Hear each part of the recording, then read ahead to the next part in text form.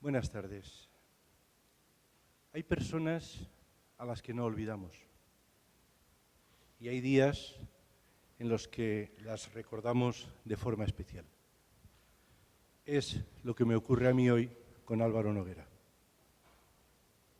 Entre las muchas razones que tengo para este recuerdo, quiero destacar tres.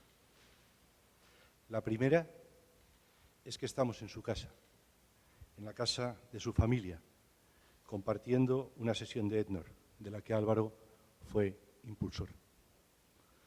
La segunda es que Álvaro dejó un legado a Ednor que siempre agradeceremos, y es el de su hija Agnès, que al igual que su padre, siempre está cuando Ednor la necesita. Y la realidad es que la necesitamos muchas veces.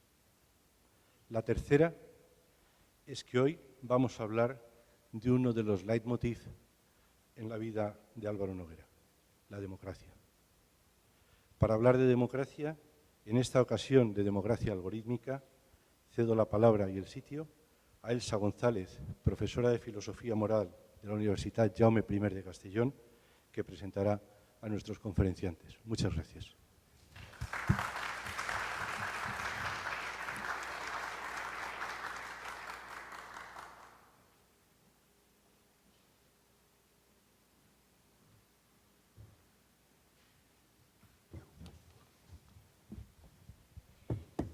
Bien, buenas tardes a todos y a todas. Bienvenidos al seminario permanente de la Fundación Ednor, Inteligencia Artificial, Oportunidad o Amenaza para la Democracia. Y para mí, nada más puedo decir que es gratitud cuando me dijeron que podía presentar y que me invitaban a presentar dentro de la Fundación Ednor a mi maestro, a Domingo García Marzá, y a uno de mis alumnos, a Patrici Calvo. Y es gratitud por la Fundación Ednor también. La primera beca que yo tuve y donde empecé mi línea de investigación fue en la Fundación Ednor. De hecho, fue el primer contacto que yo tuve con la investigación y con la Fundación Ednor tuve una trayectoria, ¿no?, que no se ha acabado, aunque es verdad que los últimos años no me veis, pero estoy ahí. Y estoy pues, con el equipo de investigación de la Universitat Jaume I y de la Universitat de Valencia. Además, es un poco orgullo, ¿no? El orgullo de ese sentimiento de algo que uno ha vivido, que es parte de ello, que a veces no sabe si lo merece, pero somos 4 generaciones aquí ahora. La profesora de la Cortina fue la directora de la tesis doctoral, de su primera tesis doctoral, de Domingo García Marzá. Yo soy la primera doctoranda del doctor Domingo García Marzá y Patrici Calvo es mi primer doctorando. Es decir, hacemos las cosas bien. Hay una línea de investigación sólida, con historia, con tradición arraigada, fuertemente académica, pero fuertemente preocupada por los temas de nuestro tiempo, ¿no? Como le gusta decir a Adela, siguiendo también su tradición orteguiana, intentando estar a la altura del tiempo y respondiendo a nuestro tiempo, ¿verdad, profesor Coni? Bueno, así está la Fundación Ednor, entonces siento gratitud, siento orgullo y para mí, y lo hago muy rápido, pero con lo que merece, tengo que destacar que los ponentes de hoy, para tratar el tema de democracia algorítmica, además de ser muy queridos por muchos de ustedes y muy respetados, hay que poner en valor que el profesor Domingo García Marzá, catedrático de Ética de la Universitat Jaume I, fue y tuvo la audacia también de estar abierto a una línea de investigación en ética empresarial, yéndose a Suiza, ¿no?, a averiguar qué era aquello que pensaban acerca de la aplicación de la ética al ámbito de la empresa y la economía. Y guiada por su maestra, que es más audaz todavía, lo trajeron aquí y fueron intentando desarrollarlo en la teoría y en la práctica y además vinculándolo con la sociedad civil, con la fuerza de la Fundación Ednor.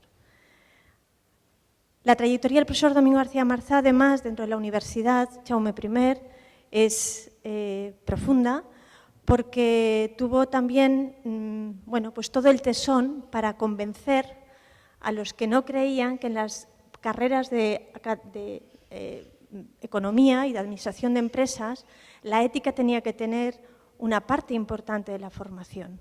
Y fuimos la primera universidad en tener formación en ética de la empresa. Es cierto que los años después, pues la última década no ha sido favorable a esos créditos, pero sí que es cierto que esa competencia sigue estando en la carrera y eso es importante. Y ha llegado a muchas otras carreras. De hecho, en el Jaume I, lo que es la formación en ética en las graduaciones, en casi todas los grados tenemos una formación en ética profesional u organizativa. Y en la última carrera, el último grado que se ha introducido en la Universidad Jaume I, sobre robótica, de hecho de inteligencia robótica, y nosotros somos los responsables como área, y Patrici, de impartirla, una asignatura sobre ética de la inteligencia artificial. Es el nombre, es horroroso, ya lo sabemos, pero lo que va a hacer es una perspectiva crítica, por supuesto, de la inteligencia artificial para orientar esa actividad. Bueno, pues gracias, Domingo, por orientarnos dentro de la institución y luego el trabajo que desarrolla con la Fundación ENNOR, ¿no? Que junto con Patrici Calvo también están muy implicados, profesor de Filosofía Moral de la Universidad Jaume I, y donde su trayectoria comenzó con el ámbito de la ética económica, en el desarrollo de esa ética de la razón cordial, inspirada en la teoría de la profesora Cortina y del profesor Zamagni, y dando un impulso a esa rama de la investigación. Pero no se quedan ahí, sino que ahora tenemos el reto, dentro de la democracia y de ese ámbito de la ética empresarial y económica y también democrática, del reto de la inteligencia artificial, de los algoritmos, de lo que se denominan también los ecosistemas cibernéticos, y se han lanzado a investigar durante los últimos meses con mucha intensidad. Y, de hecho, hoy nos van a presentar las tesis fundamentales de lo que es un libro que verá la luz a finales de este trimestre del año 2022 y que les recomiendo que sigan la pista, seguro que se lo hacemos conocer a través de la Fundación ENNOR, titulado Algorithmic Democracy, a Critical Perspective from Deliberative Democracy, una democracia algorítmica, una perspectiva crítica desde la democracia deliberativa, que verá la luz en la editorial Springer en el último trimestre de este año 2022. Bueno, pues sin más, con todo el cariño del mundo a los dos, la palabra es vuestra.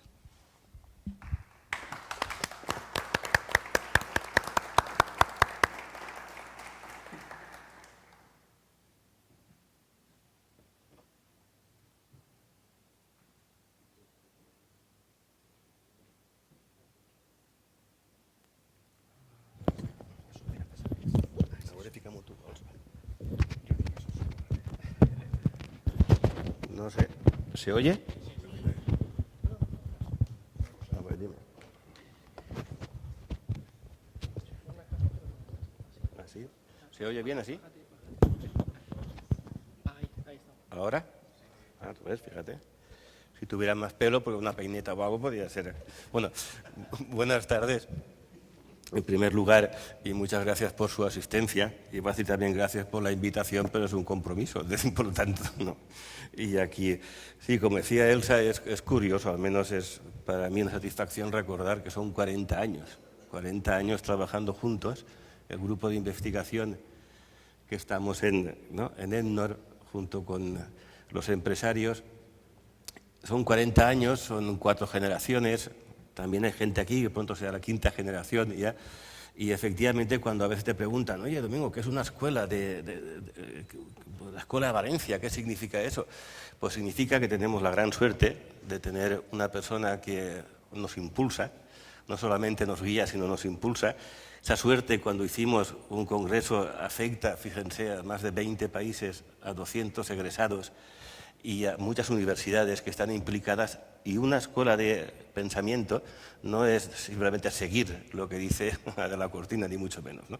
Hoy incluso veremos algún tema que posiblemente no estemos de acuerdo, pero sí que nos ha enseñado a compartir lo que sabemos y a profundizar en lo que tenemos que estudiar, y yo se lo agradezco personalmente.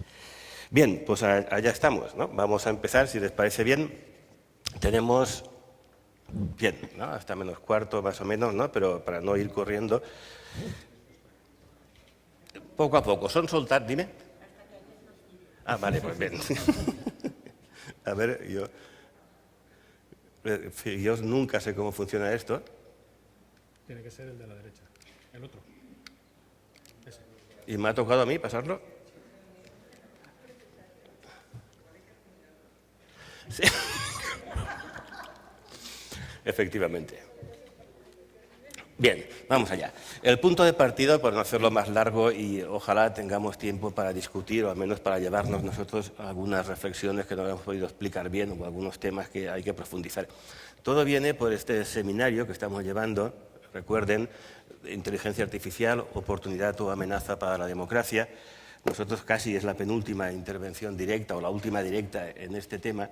Y claro, es muy difícil y nos ponemos nerviosos de pensar la gente que ha pasado por el seminario, lo bien que lo han hecho, e intentaremos estar a la altura, efectivamente, de alguna de las intervenciones. Pero los 4 temas que ven ahí son temas, 3 de ellos los planteó Adela en el seminario, ¿no?, en la inauguración.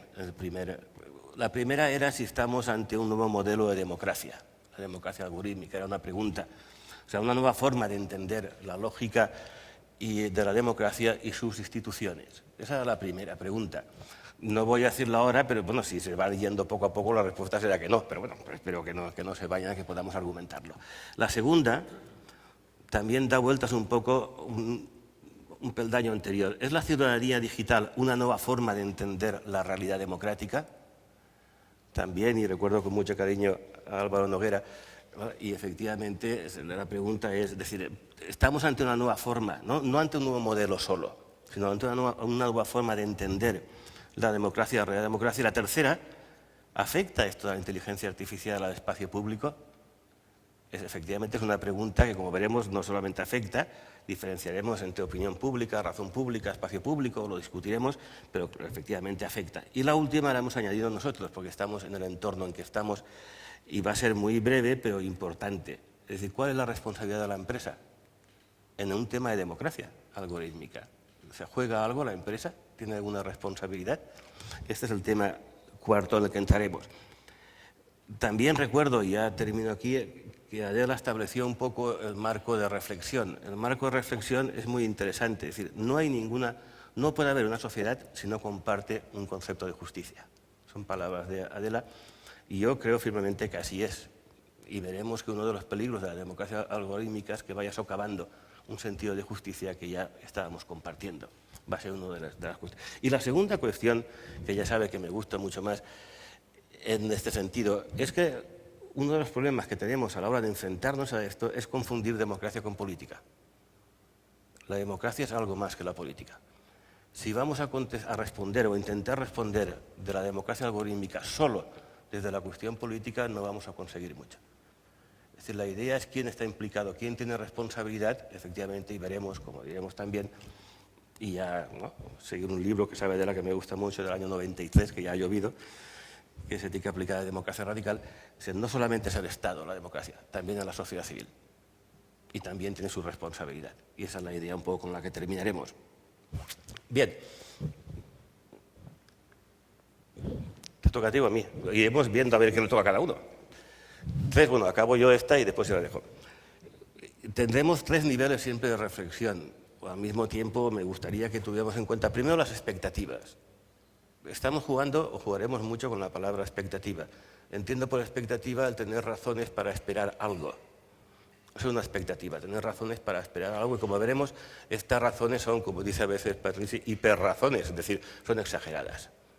Las expectativas que está levantando son exageradas, pero en esa exageración hay negocio y por lo tanto van a seguir siendo efectivamente exageradas. Esa es la primera cuestión. Después entraremos también en los supuestos, que veremos que hay muchos supuestos que se dan, por supuesto, y no lo están, ni mucho menos. Y por último, veremos cómo frenar una democracia llamada algorítmica, o cómo frenar, o cómo podemos frenar esa, también ya hablaremos, colonización algorítmica, tanto del Estado como de la sociedad civil. Estas son las cuestiones, estas 3 que veremos. Pero vamos a ver de dónde partimos. Ahora sí, Patricia, porfa. Bueno, en 2019 apareció un estudio que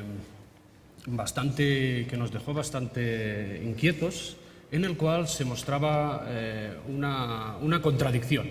Es decir, la sociedad, por un lado, estaba preocupada por toda esta transformación digital que se estaba sufriendo y cómo esto iba a repercutir en los puestos de trabajo, en la brecha de las desigualdades, etcétera, etcétera.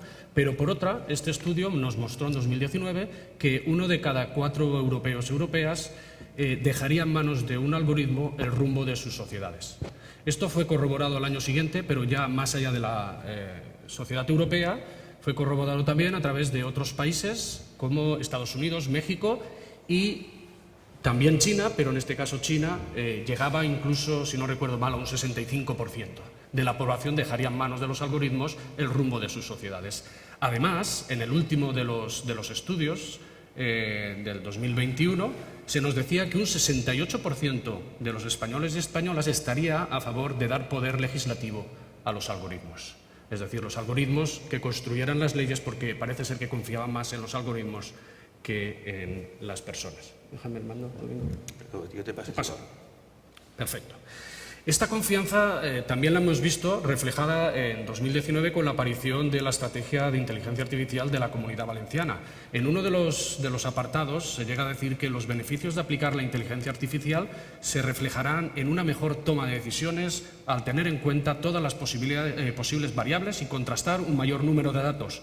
Al estar basadas en algoritmos que no se ven afectados por subjetividades personales, las decisiones son más objetivas, también son más rápidas, porque la capacidad de cómputo supera la capacidad de inteligencia humana.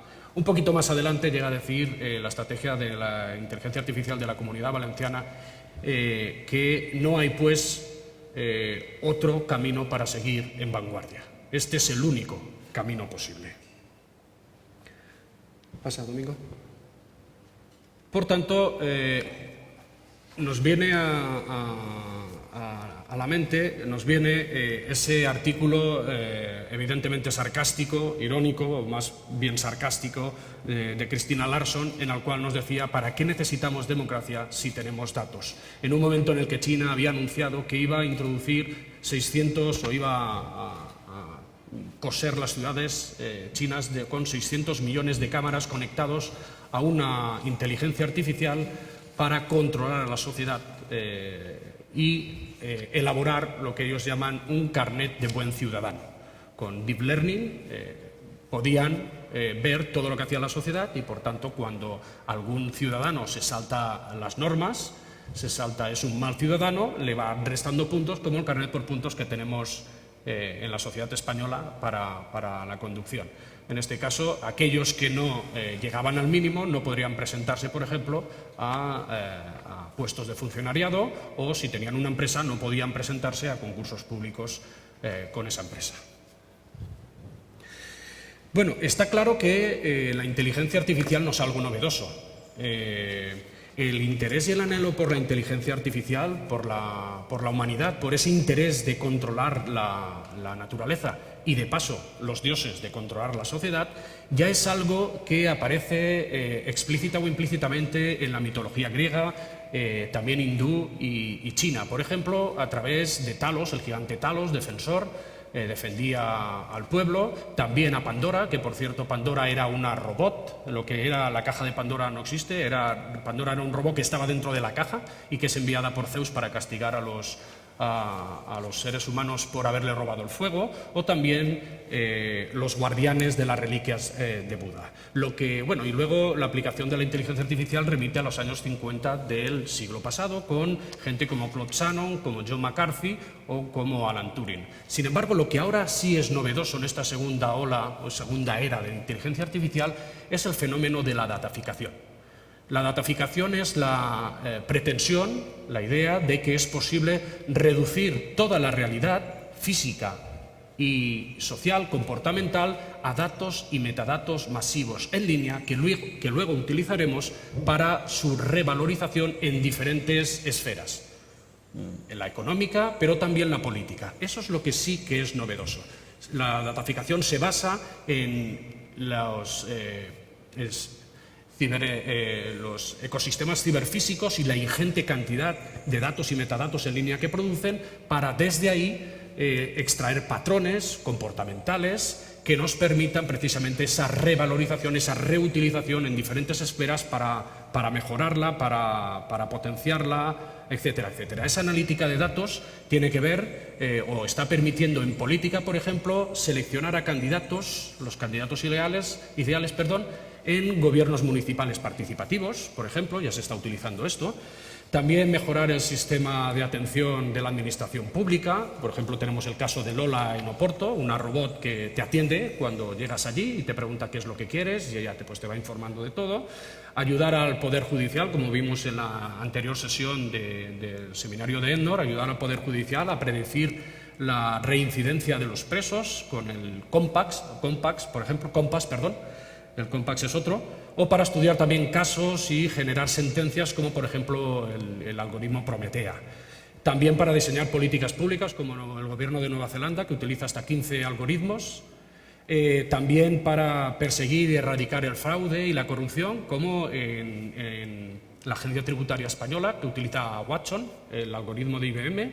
También ayudar a los servicios de seguridad, tanto policiales como militares, a patrullar, por ejemplo, zonas muy peligrosas, etcétera, etcétera. El problema, el problema es que esta complementación, que no nos parece para nada descabellada y que nos parece importante, nos puede ayudar a mejorar estos sistemas democráticos, esta administración pública, estos servicios. El problema que tenemos es que esta complementación nos está llevando de manera lógica a una forma, a una sustitución de las personas por los algoritmos, una sustitución total de estas personas por algoritmos. ¿Domingo?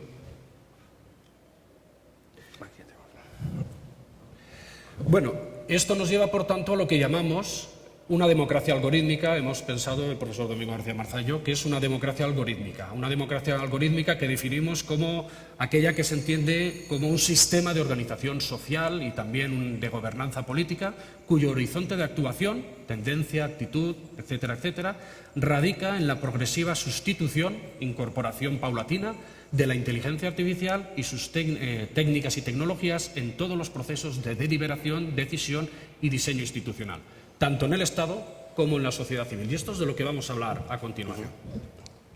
¿Vale? ¿Inicio? Vale. Bien. Es la primera vez que hacemos entre todos una conferencia. Bien. Pero por ahora se ha soltado 3 o 4, ¿no? Que no me ha dejado a mí, pero bien, vamos bien. Bueno, fuera de bromas, efectivamente la definición que les proponemos es una definición que ya dice claramente que efectivamente no es una realidad, es una tendencia, pero lo que sí que veremos después con ejemplos, que Patrici es un experto y nos contará, con ejemplos que es, o sea, no es una realidad, pero sí que es una tendencia. Y veremos que esa tendencia lleva detrás un tipo de cultura que ya ha impregnado. Nunca llega, en este caso, ninguna estructura política o social si antes no hay una cultura que la mantenga, que le dé un sostén. Y entonces hablaremos después de esta transparencia de una cultura algorítmica y les definiremos qué es. Pero quiero insistir un poco en la definición. Y claro, estuvimos discutiendo, y lo acaba de comentar Patrici, complementación o sustitución. No, la idea, y espero que después podamos discutirla, por eso hablamos de la lógica, es que la lógica algorítmica de por sí lleva a la sustitución. Esa es la cuestión, es decir, que no es fácil, sino que hay que poner frenos, límites, barreras, como quieran llamarle, para que de por sí no vaya esa complementación poco a poco a la sustitución, como veremos ahora, que son cosas increíbles, pero ya están pasando. Insisto, no hay un modelo de democracia algorítmica, pero que, como intentaremos mostrar, es contradictorio. No puede haber un modelo de democracia algorítmica, simplemente porque la democracia se basa en la autonomía y en la responsabilidad de los ciudadanos y la algorítmica se basa en fórmulas matemáticas. Por lo tanto, es así de sencillo, pero si lo decíamos enseguida, terminamos en 5 minutos, por eso hay que hacerlo un poco más complicado. Fíjense bien, cuando ha leído Patrici la estrategia, esta vez de la Comunidad Valenciana, o sea, se aprobó la semana pasada o hace 2 semanas, la estrategia de inteligencia artificial de la Comunidad Valenciana. Aquí detrás se nota cómo esa cultura algorítmica, y por no llamarle, que así le llamaremos, esta ideología de la neutralidad. Es una ideología, es decir, sencillamente es una ocultación de la realidad. Los algoritmos no son neutros. Pero es que ahora ya hasta la UNESCO lo está diciendo, decía, no hace falta quién lo va a decir más, ¿no? Es decir, hasta la UNESCO ha hecho, como saben, unas recomendaciones que después veremos también en algún momento. Pero fíjense, estábamos comentándolo, esta escalera de sentido, este campo semántico. Se habla primero de todo de objetividad, ¿no? Recuerden, les vuelvo a leer la definición, al estar basadas en algoritmos que no se ven afectados por subjetividades personales. Las decisiones son más objetivas. Claro, después de objetividad viene enseguida el siguiente peldaño, neutralidad. Neutralidad y asepsia, pues parece similar. También ecuanimidad, imparcialidad, independencia, rectitud, equidad, integridad, y se llega a justicia. Y poco a poco en esta escalera se entra con la objetividad y se acaba en la justicia. Y como veremos, esto es bastante complicado, pero intuitivamente parece que así sea. ¿Por qué el 67% de la gente piensa que lo haría mejor un algoritmo? Porque no son corruptos, porque no son débiles, porque no son tontos, porque no son personas, en definitiva. Pero ahora veremos efectivamente esto que implica. Simplemente era recordarles. ¿Qué significa cultura algorítmica? Insisto, la fuerza, la rapidez, la aceleración incluso, con que se mueve hoy en día, ¿no? esta presión, ¿no? algorítmica, no se comprendería si una cultura. No me refiero a una cultura algorítmica como una nueva cultura de los algoritmos, no. La cultura algorítmica se refiere, como tienen ahí, si lo pasara, vale. La cultura, fíjense, me gusta mucho la palabra, los algoritmos que son máquinas culturales. Es decir, es una palabra que define bastante bien. La cultura algorítmica no es simplemente que estamos frente a una nueva cultura en el mundo digital o en el ciberespacio, sino que es cómo esa cultura algorítmica va sustituyendo poco a poco nuestras expectativas culturales, nuestro sentido de lo que hacemos o dejamos de hacer, nuestro sentido de lo que podemos esperar, nuestro comportamiento. Están condicionando y a veces ya determinando nuestro comportamiento. Eso poco a poco dicen, bueno, que exageradores, Domingo, insisto, les hemos leído el plan de la Comunidad Valenciana, es decir, no es que seamos exagerados, simplemente hay un dejar hacer, un dejar correr, ¿no? a esta idea de que efectivamente los algoritmos son necesarios, que podemos ver que lo son, pero no es necesario que ocupen todos los espacios de la vida para que puedan ser efectivamente, lógicamente, eficientes, competitivos o como quieran llamarle. Entonces, la cultura algorítmica, eso es un término que no es nuestro, los algoritmos son efectivamente auténticas máquinas de creación de sentido, auténticas máquinas culturales. No sé si sobra decir o no, pero un algoritmo, un dato, no un algoritmo, un dato sin trabajar, es decir, un simple dato ya supone una interpretación de la realidad. Un dato no es neutro. Un dato supone haber seleccionado una parte de la realidad y convertirla en un dato porque tenemos un interés de conocimiento que responde al hecho de que eso se convierta en un dato. Por lo tanto, y que el dato se integre en una fórmula, en un algoritmo, fíjense bien, no es algo neutro, es una valoración. Lo más interesante es que, como ocurre con todo cientificismo, positivismo, objetivismo, como quieran llamarle, es que no es que sea neutro, no es que no haya valores, sino que solamente se admite su valor, el valor técnico. Los demás valores quedan borrados. Bien, no les quiero complicar mucho más, pero sí un poco darse cuenta de que antes, para explicar la fuerza con que esta democracia, o lo que vamos a ver ahora, que les puede sorprender, para comprender que estos ejemplos son reales y que están ocurriendo, hace falta darse cuenta que esa cultura lleva años trabajando ya. Pero muchos años, muchos cientos de años. No quiero remitirme a Galileo, ni a la matematización de lo real, ni a Husserl y la barbarie de los datos, pero hace mucho tiempo ya que efectivamente estamos trabajando en estos temas. Patrici, tu turno. Bueno, algunos ejemplos de democracia algorítmica. Ejemplos ahora. La primera consecuencia de esta cultura algorítmica, que evidentemente ya estamos inmersos en ella, es precisamente lo que llamamos el gobierno algorítmico. En este caso se trata de la sustitución progresiva de las personas por algoritmos en los procesos de toma de decisiones y también de participación en la política. En este caso, por ejemplo, tienen ahí, no podrán verlo, pero tienen ahí algunos de los primeros casos que hemos podido comprobar. El primero de ellos fue ALISA, un algoritmo que en 2017 se postuló como presidenta de Rusia, el año en que ganó Putin. En este caso, ALISA estaba buscando avales para poderse presentar. Creo que necesitaba unos 300.000 y en unas 24 horas recabó unos 25.000. No le iba a costar mucho. Lo que pasa es que la echaron del proceso porque resulta que en Rusia la edad media mínima para poderse presentar como a presidenta de Rusia son los 35 años, y la empresa Yanes, que es la que estaba detrás de Alisa, solo pudo acreditar que tenía menos de un año de vida. No sabemos si de aquí 30 años, ya han pasado 4 o 31 años, Alisa se presentará, ya podrá presentarse. El segundo caso fue el mismo año, en 2017. Sam fue en Nueva Zelanda.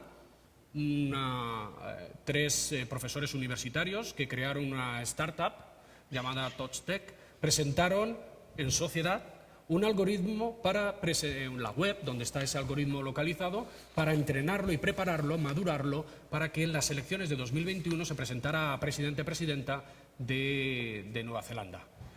Bueno, fueron el año pasado, creo que a finales, no se presentó, supongo que no estaba preparada, pero sigue estando la web y sigue estando preparándose. Yo sé que tienen artículos que están preparando a Sam, siguen perfeccionándolo, el código fuente, etcétera, etcétera, pero necesitan que la gente participe, que hable con ella o con él, con el algoritmo, etcétera, etcétera. Y finalmente, y este sí que nos chocó bastante, fue el primer caso de un algoritmo que sí se presentó a unas elecciones. No fue a presidente-presidenta, sino fue a alcaldesa de una población de 150.000 habitantes, una población que es un distrito de Tokio que también cuenta con ayuntamiento. Parece ser que era un distrito con muchísima corrupción y propuso, su creador, Matsumoto, propuso a Michihito Matsuda, que es como se llama este algoritmo, como un algoritmo que no miente, que no engaña, que trabaja siempre por el bien de la sociedad y que les iba a representar a todos y todas, y por tanto no iba a haber corrupción. El caso de Michihito Matsuda, como digo, sí, en este caso sí que se pudo presentar y quedó tercera en segunda vuelta. Pasó la primera vuelta y quedó a 50, no llegó ni a 50 votos del segundo clasificado. Ahora se está preparando porque creo que este año vuelven a salir las elecciones y vamos a ver si se va a volver a presentar. Solo por decir un caso de uno de estos algoritmos. Alisa, por ejemplo, que estuvo a punto de presentarse y posiblemente ganar a Putin, no tengo muy claro si hubiera sido mejor que Putin. Porque Alisa se presenta en las redes sociales, hace allí de voz político, ahora después hablaremos de ello, y la gente le pregunta cosas, por ejemplo, ¿no? Y ella defendió, por ejemplo, todos los métodos represivos de la década de los 30 en la Unión Soviética contra el pueblo. Defendió, por ejemplo, le parecía muy bien que se disparara sobre los enemigos del pueblo, sobre los manifestantes. También defendía la violencia machista o no era tolerante con el voto gay. Entonces, pues bueno, ahí tenemos dudas de qué hubiera pasado si finalmente este algoritmo, Alisa, hubiera ganado a Putin en las elecciones rusas de 2018, aunque se presentaba a los avales en 2017. Bueno, la segunda consecuencia de la cultura algorítmica es lo que llamamos participación algorítmica o participación aumentada. Se trata de propuestas, un aumento de las propuestas que tienen que ver con el diseño y aplicación de modelos participativos de democracia basados en inteligencia artificial. En este caso destaca sobre todo las propuestas como la de César Hidalgo, que hemos tenido la suerte de tener aquí no hace demasiado tiempo, nos dio un seminario al grupo de investigación, el cual defiende, por ejemplo, una participación aumentada a través de gemelos virtuales. Un gemelo virtual es un avatar de nosotros mismos, de nosotras mismas, que nosotros alimentamos con nuestros datos. Nos podemos conectar de 1000 formas. Yo llevo un reloj inteligente que está generando datos incluso de la oxigenación en sangre de mi cuerpo, pero también puede recoger mis tendencias, mis opiniones, etcétera, etcétera. Se va alimentando de todo eso y cuando ya está preparada, lo que dice César Hidalgo es que en el futuro podríamos recrear un espacio virtual en el cual esos avatares participaran en la política, participaran, por ejemplo, en la decisión, en la votación, en la construcción de leyes, de propuestas de estrategia, de políticas de estrategias políticas, etcétera, etcétera. Fíjense, les he puesto también un ejemplo que tiene que ver con un proyecto europeo. Saben que los proyectos europeos están todos hechos en acceso abierto. Este proyecto europeo lo que va a proponer este año, más o menos que acaba, se presentó igual que nuestro proyecto, que que coordinamos aquí en Castellón, y la directora es precisamente Elsa González. Acaba este año, es del Horizonte 2020, por tanto va a presentar este año ya en acceso abierto un algoritmo, o mejor dicho, un gemelo virtual para poder hacer gemelos virtuales de toda una ciudad inteligente. Y eso significa que no solo estarán digitalizados o será un gemelo virtual todas las casas, todas las carreteras, todos los automóviles de esa ciudad, sino también las personas de esa ciudad se tienen que poder virtualizar, se tienen que convertir en un gemelo virtual. El gemelo virtual tiene muchísimas posibilidades, por ejemplo en salud, porque lo que hacen es introducir un gemelo, un avatar nuestro dentro de un ordenador y luego lo someten a diferentes fuerzas. Por ejemplo, una persona que padece del corazón, pueden hacer un gemelo virtual de su corazón y luego someterlo a correr una maratón. Entonces ven si ese corazón aguantaría o no aguantaría, le pueden prever lo que le puede pasar. Pero en este caso estamos hablando de democracia, estamos hablando de recoger todos esos datos de la gente, de toda la sociedad, de toda la democracia, y a partir de ahí poner en tensión esa democracia, también a las personas. ¿Qué pasaría si a las personas les hacemos esto, ¿no? ¿Cómo responderían las personas con los datos que tenemos, etcétera, etcétera? Bueno, pues sigo yo un poco para que descanse, Patricia, con un ejemplo también, también de los que ya estamos sufriendo, que es el de la opinión pública. Es decir, lo que podemos decir, ¿no? De hecho, se está trabajando con la idea de que si estamos frente a un nuevo cambio estructural de la opinión pública. La respuesta es que un cambio estructural no, estamos ante lo que se puede decir, no sé si el fallecimiento o la muerte de la opinión pública. ¿Por qué? Si entendemos por opinión pública, bueno, empecemos por la democracia. La democracia posiblemente sea el único sistema, tanto político como de ordenación social, que depende estrictamente de que nos lo creamos. Es decir, depende de las razones que tenemos para, ¿no?, apoyar esa credibilidad. ¿Qué ocurre cuando ese espacio donde esas razones, que es lo que llamamos opinión pública, un espacio donde podemos expresar nuestras opiniones y buscar un acuerdo o buscar un consentimiento o de alguna forma una legitimación del poder, tanto político como de otros poderes, como veremos al final? En definitiva, hoy en día eso no existe. Es decir, hoy en día la opinión pública se conforma con la recogida de millones y millones de datos, de opiniones. Insisto que esas opiniones muchas veces son dadas de forma consciente, pero otras veces están en el reloj de Patrici, ¿no? Porque al mismo tiempo le controla todos los mails y le controla todo, todo. Entonces, lógicamente, ya no es ni participamos en la formación, es la que es la opinión pública, es el electorado promedio. Es decir, el promedio, que siempre ha sido así, dice, bueno, pues vale, bien, los sondeos han sido muy importantes y se ha hablado de la democracia mediática, bien, pero es que ahora no participamos ni en nuestros sondeos, no sé si me estoy explicando, porque esos datos no los damos de forma voluntaria la mayoría de las veces. Entonces, ¿qué somos para esta opinión pública algorítmica o esta no opinión pública? Somos sencillamente terminales de flujos de datos y metadatos. Y ya está, somos terminales de flujos de datos y metadatos en línea. Claro, ¿qué ocurre entonces? Que igual que hablábamos anteriormente en la gestión de lo público, en la opinión pública, ¿cómo se decide, por ejemplo, hoy en día que tal política pública ha funcionado o no ha funcionado? ¿Es eficaz o no es eficaz? Discutiendo con los afectados, mirando alternativas, discutiendo alternativas, viendo propuestas, no, sencillamente aplicando un algoritmo. Y ya está. Es decir, y claro, volveremos sobre esto, pero quiero dejar claro que un algoritmo no son neutros, insisto. Son sencillamente, responden, como toda actividad humana, a una valoración, a una interpretación y a un interés, como toda actividad humana. Por lo tanto, y la última ya, claro, todo cómo se está convirtiendo estos datos, lo que conocen ustedes, ¿no?, como democracia de vigilancia, la construcción de ecosistemas de vigilancia, etcétera. En definitiva, no creo, no, al menos se puede discutir, pero no creo que estemos delante de un nuevo cambio estructural de la formación de la opinión pública, sino que creo que es casi imposible hablar de opinión pública en estas condiciones. ¿Sí? Porque no tenemos ningún concepto de lo público, el concepto de lo público está construido al margen de nuestra voluntad. Dos, los espacios públicos son espacios de negocios, son espacios privados, no son públicos. Y tres, el público no es un público que participe de forma voluntaria, sino que efectivamente ese público, muchas veces de forma inconsciente, con sus datos, eso que simplemente es un flujo de terminal de datos. A mi juicio o a nuestro juicio, por más vueltas que le damos, no podemos hablar de opinión pública. Por lo tanto, en la democracia algorítmica hemos visto en las elecciones, en las tomas de decisiones, y ahora en la opinión pública cómo está de alguna forma minando. Y se preguntarán, bueno, pero ¿cómo pueden influir de esa forma tan exagerada? ¿Cómo pueden construir, fabricar opinión pública, como hemos visto en el Brexit, hemos visto en Trump, hemos visto también en España, que también están funcionando? ¿Cómo pueden funcionar? Pues esto ya lo responderá Patrici. Los famosos bots.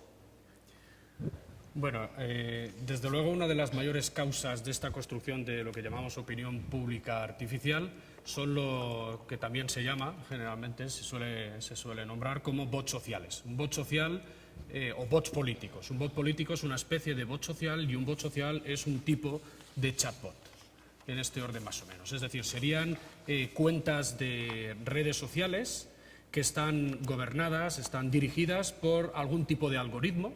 Algunos tienen inteligencia artificial y otros no. Unos son muy simples y otros son muy difíciles de detectar porque están basados en una inteligencia artificial muy desarrollada, cuyo objetivo es o bien amplificar, por ejemplo, en esas redes sociales el discurso de un partido político o un político, una política en general, de cualquier tipo. Se han encontrado bots de este tipo en izquierda, derecha y extrema derecha, centro, en todos los sitios. En España han pillado en las últimas elecciones a todos los partidos políticos con ingentes cantidades de bots sociales, en las últimas elecciones francesas, en Estados Unidos, en todos los sitios. Y lo que buscan estos bots, además también pueden buscar consolidar algún tipo de acción que haga un ministro, una ministra, por ejemplo. No sabemos si es cierto, pero sí que en la prensa se acusó al anterior ministro de Salud de utilizar bots sociales muy simples para simplemente darle al like cada vez que proponía algo sobre la gestión de la COVID. Y así cuando uno iba a Twitter decía, ostras, debo ser el único de España que no está de acuerdo en esta decisión. Entonces, pues te retienes un poco y no dices nada, ¿no? Por tanto, pueden ser en los dos sentidos, pero también puede ser, como se ha demostrado, que un partido genere millones de bots sociales muy simples, sin inteligencia artificial, para hacer que pillen a un determinado partido, a la competencia con esos bots sociales, y así la gente empieza a hablar mal de ella. Por tanto, se puede hacer en los dos sentidos, tanto para ampliar tu voz como también para machacar al contrincante con los bots sociales y luego los criticas. Los más sofisticados son los de inteligencia artificial, que imitan incluso el comportamiento de las personas para que no los pillen, porque cuando los pillan los quitan de la red. Acuérdense que ahora se ha paralizado el tema de Twitter, la venta de Twitter, porque parece ser que la única persona que no se había enterado de esto era Elon Musk, que dice que no tiene claro si el 5%, si es más del 5% los bots sociales que existen en las cuentas de Twitter. En las últimas elecciones españolas subieron las cuentas, los seguidores de todos los partidos políticos en una media de un 47%, y dijeron que la mitad de ellos eran bots sociales. O sea que parece ser que el único que no se había enterado era Elon Musk. ¿Pasas, Domingo? Bueno, lo que hacen los bots sociales, evidentemente, es también estos más sofisticados, es generar opinión pública artificial. ¿Qué quiere decir? Que imitan el comportamiento de las personas y interactúan, dan argumentos, interpelan a un político, a una persona que esté dando una opinión sobre una política, sobre una decisión política, sobre su partido político, sobre el programa, etcétera, etcétera. Son muy sofisticados porque incluso imitan la siesta. Es decir, a la hora de la siesta, si son en España, no suelen enviar tweets para que así no los pillen. O, por ejemplo, a las horas que se duermen no están enviando tweets, o envían una cantidad de tweets similar al del resto de personas, no 150.000 tweets en una hora, porque entonces se les pilla. Entonces imitan nuestro comportamiento como españoles españolas, de cualquier promedio, de española promedio, entonces los lanzan. Bueno, hoy, desde octubre del año pasado, emerge, irrumpe con una fuerza inusitada, nos quedamos todos un poco extasiados de la fuerza que ha tomado todo esto, el metaverso. El metaverso es la recreación de un mundo paralelo, un mundo virtualizado, en el cual las personas pueden ser lo que quieran, como quieran y cuando quieran, hacer lo que les dé la gana. Ahí somos avatares. Podemos elegir ser Obama, podemos ser Adela Cortina, podemos ser Patrici Calvo, podemos ser quien nos dé la gana, podemos ser nosotros mismos, podemos ser mujer o hombre. De hecho, hay personas que, para salvar, por ejemplo, la censura en ciertos países, se están casando en el metaverso, porque no les permiten, como son del colectivo LGTBI, no se les permite casarse y por tanto se están casando ahí. Lo que ha pasado con el metaverso, que tiene muchas cosas importantes para la política, por ejemplo, la posibilidad de hacer mítines masivos, donde puede acudir una ingente cantidad de gente, sin límites, de poder hacer procesos democráticos virtuales donde no hace falta salir de casa, donde podemos basar los votos en tecnología blockchain y, por tanto, tener ahí un voto encriptado, un voto inmutable y un voto rastreable, y por tanto todo esto que ahora pasa, que tenemos dudas de si han sido unas elecciones legítimas, si ha habido algún tipo de problema, en este caso se podría resolver. Bien, es verdad que tiene muchas posibilidades, pero también es el lugar ideal para los bots políticos, es el lugar ideal para construir opinión pública artificial. Entre otras cosas, porque aumenta la capacidad de interacción de los bots sociales con las personas, de los bots políticos.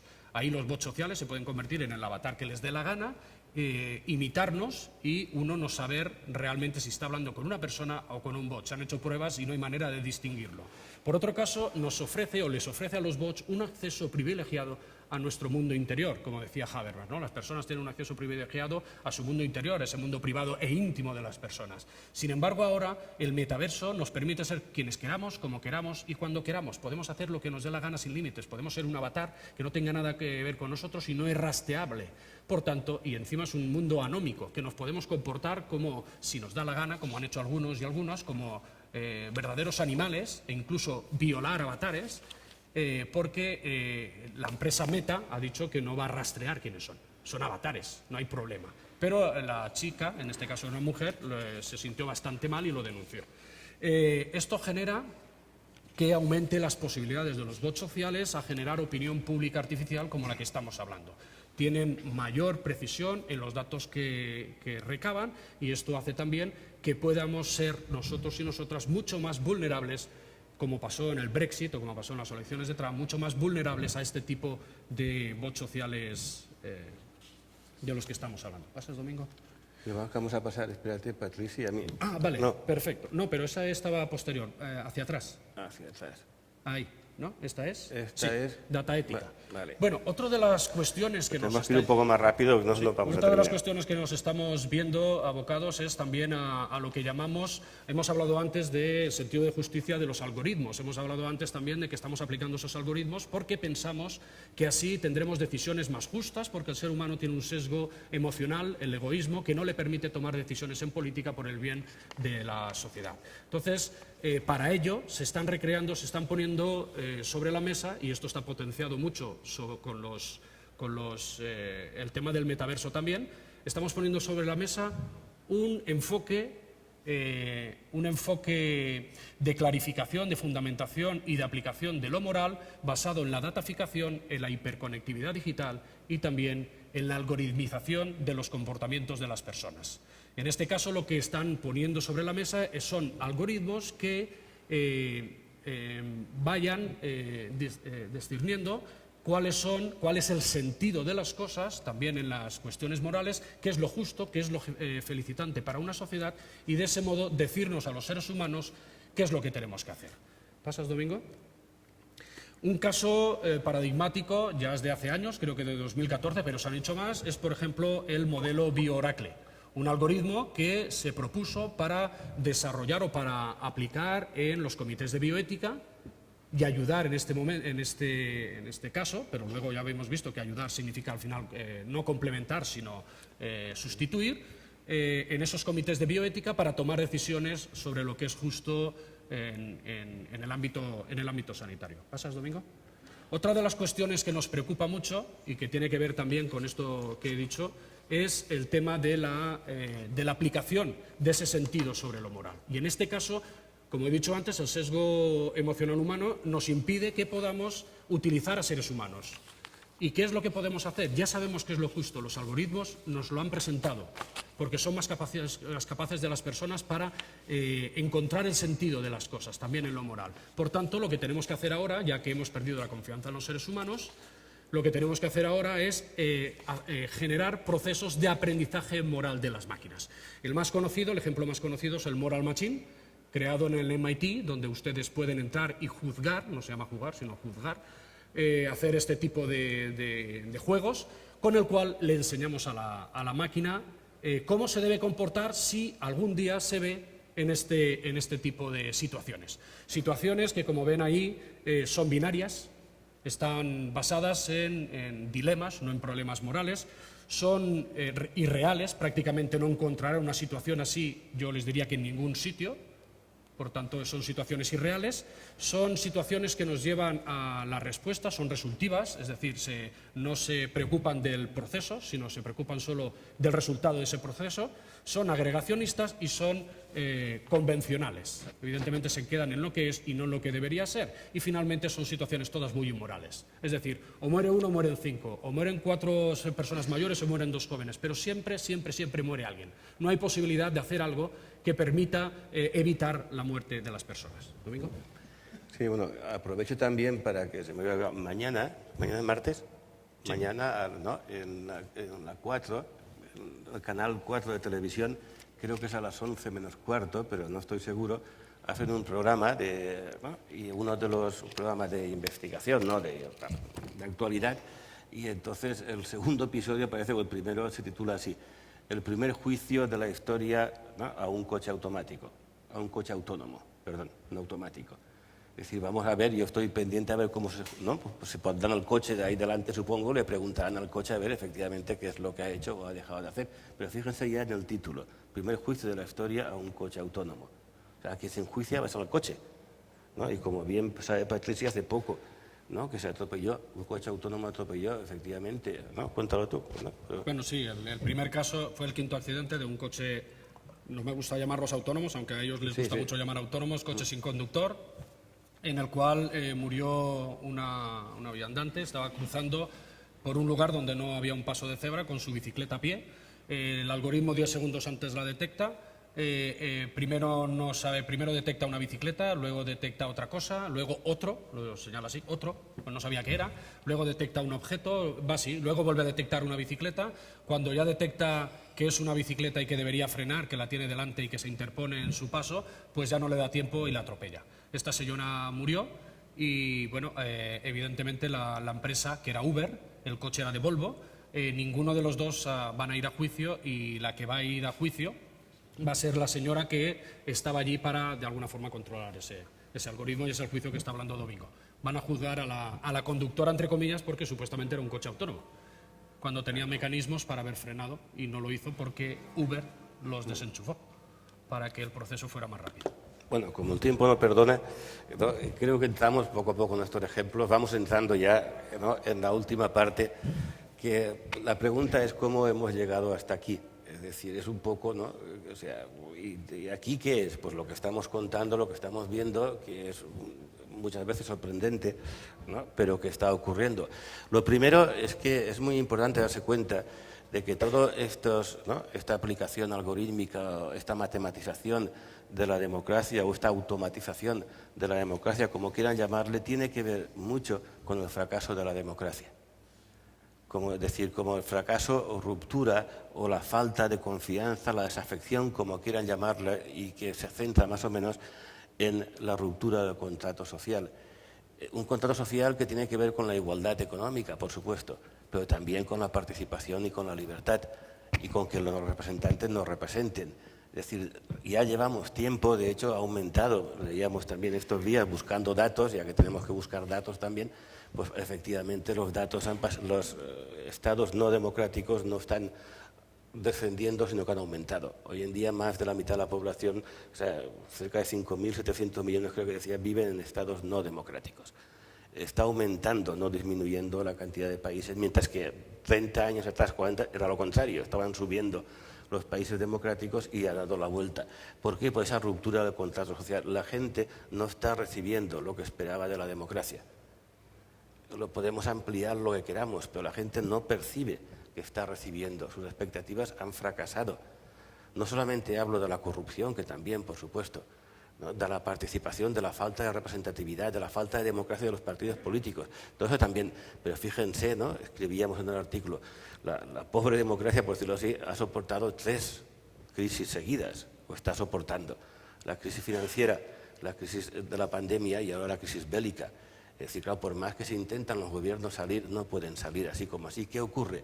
Que se está formando un vacío de legitimidad.